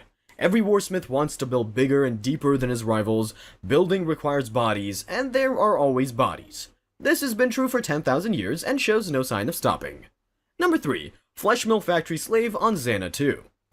Your job is feeding things into machines that turn them into demon engine parts. The things you're feeding in used to be people. Your co-workers, specifically, and yes, they can tell what's happening while it happens. Xana 2 is a Hellforge world run by the Dark Mechanicum, tech priests who merged their technology with demonic possession and turned themselves into something barely recognizable as human. They build demon engines here, war machines with actual demonic entities bound screaming inside their frames. Building one requires feeding something living into the binding process. The production floor doesn't distinguish between raw materials and workers. Those are the same category here. You're assigned to an assembly line and the work is exactly what it sounds like. Moving parts, loading machinery, feeding the process. Fall behind on quota and you become the material. The engines scream during construction because whatever got bound inside is still aware of what happened to it. That sound doesn't stop after the binding completes. The factory floor is never quiet. You get used to it eventually. That's not a reassurance, that's just what this place does to people. The warp vapors filling the floor slowly dissolve flesh. Workers become less solid over time, outlines blurring at the edges. Still on quota though. The Dark Mechanicum doesn't care what you look like as long as the numbers are right. You could be half dissolved and they'd hand you the next component without looking up. You can't organize or sabotage anything. The machines are partly alive and report deviation to their masters immediately. You work until the flesh mill takes you, or until the quota needs filling and you're the closest available material. Either way, the factory keeps running. It has been running since the heresy. The output never stops. Number 2. Thrall Wizard on Sortiarius. Being a Psyker in the Imperium is already a miserable existence. Being a captured Psyker on the planet of the Sorcerers is that, except the nightmare has been specifically engineered for someone with your exact abilities. Psykers are humans whose minds can touch the warp. Most Psykers in the Imperium get collected young, trained, and put to work as weapons or communication tools. If you're unlucky enough to get captured by the Thousand Sons, a traitor legion made almost entirely of Psykers, you end up on Sortiarius instead. Their demon world has shifting continents, volcanic storms, and skies that bleed warp energy constantly. The Thousand Sons conduct rituals here constantly, dangerous ones, and those rituals need labor. That's you! Soul shackles bind your mind directly to a sorcerer master. Think of it like a leash connecting two minds. You channel warp energy for his rituals, maintain his psychic defenses, and handle the preliminary work he doesn't want to risk himself on. And because the bond runs both ways, you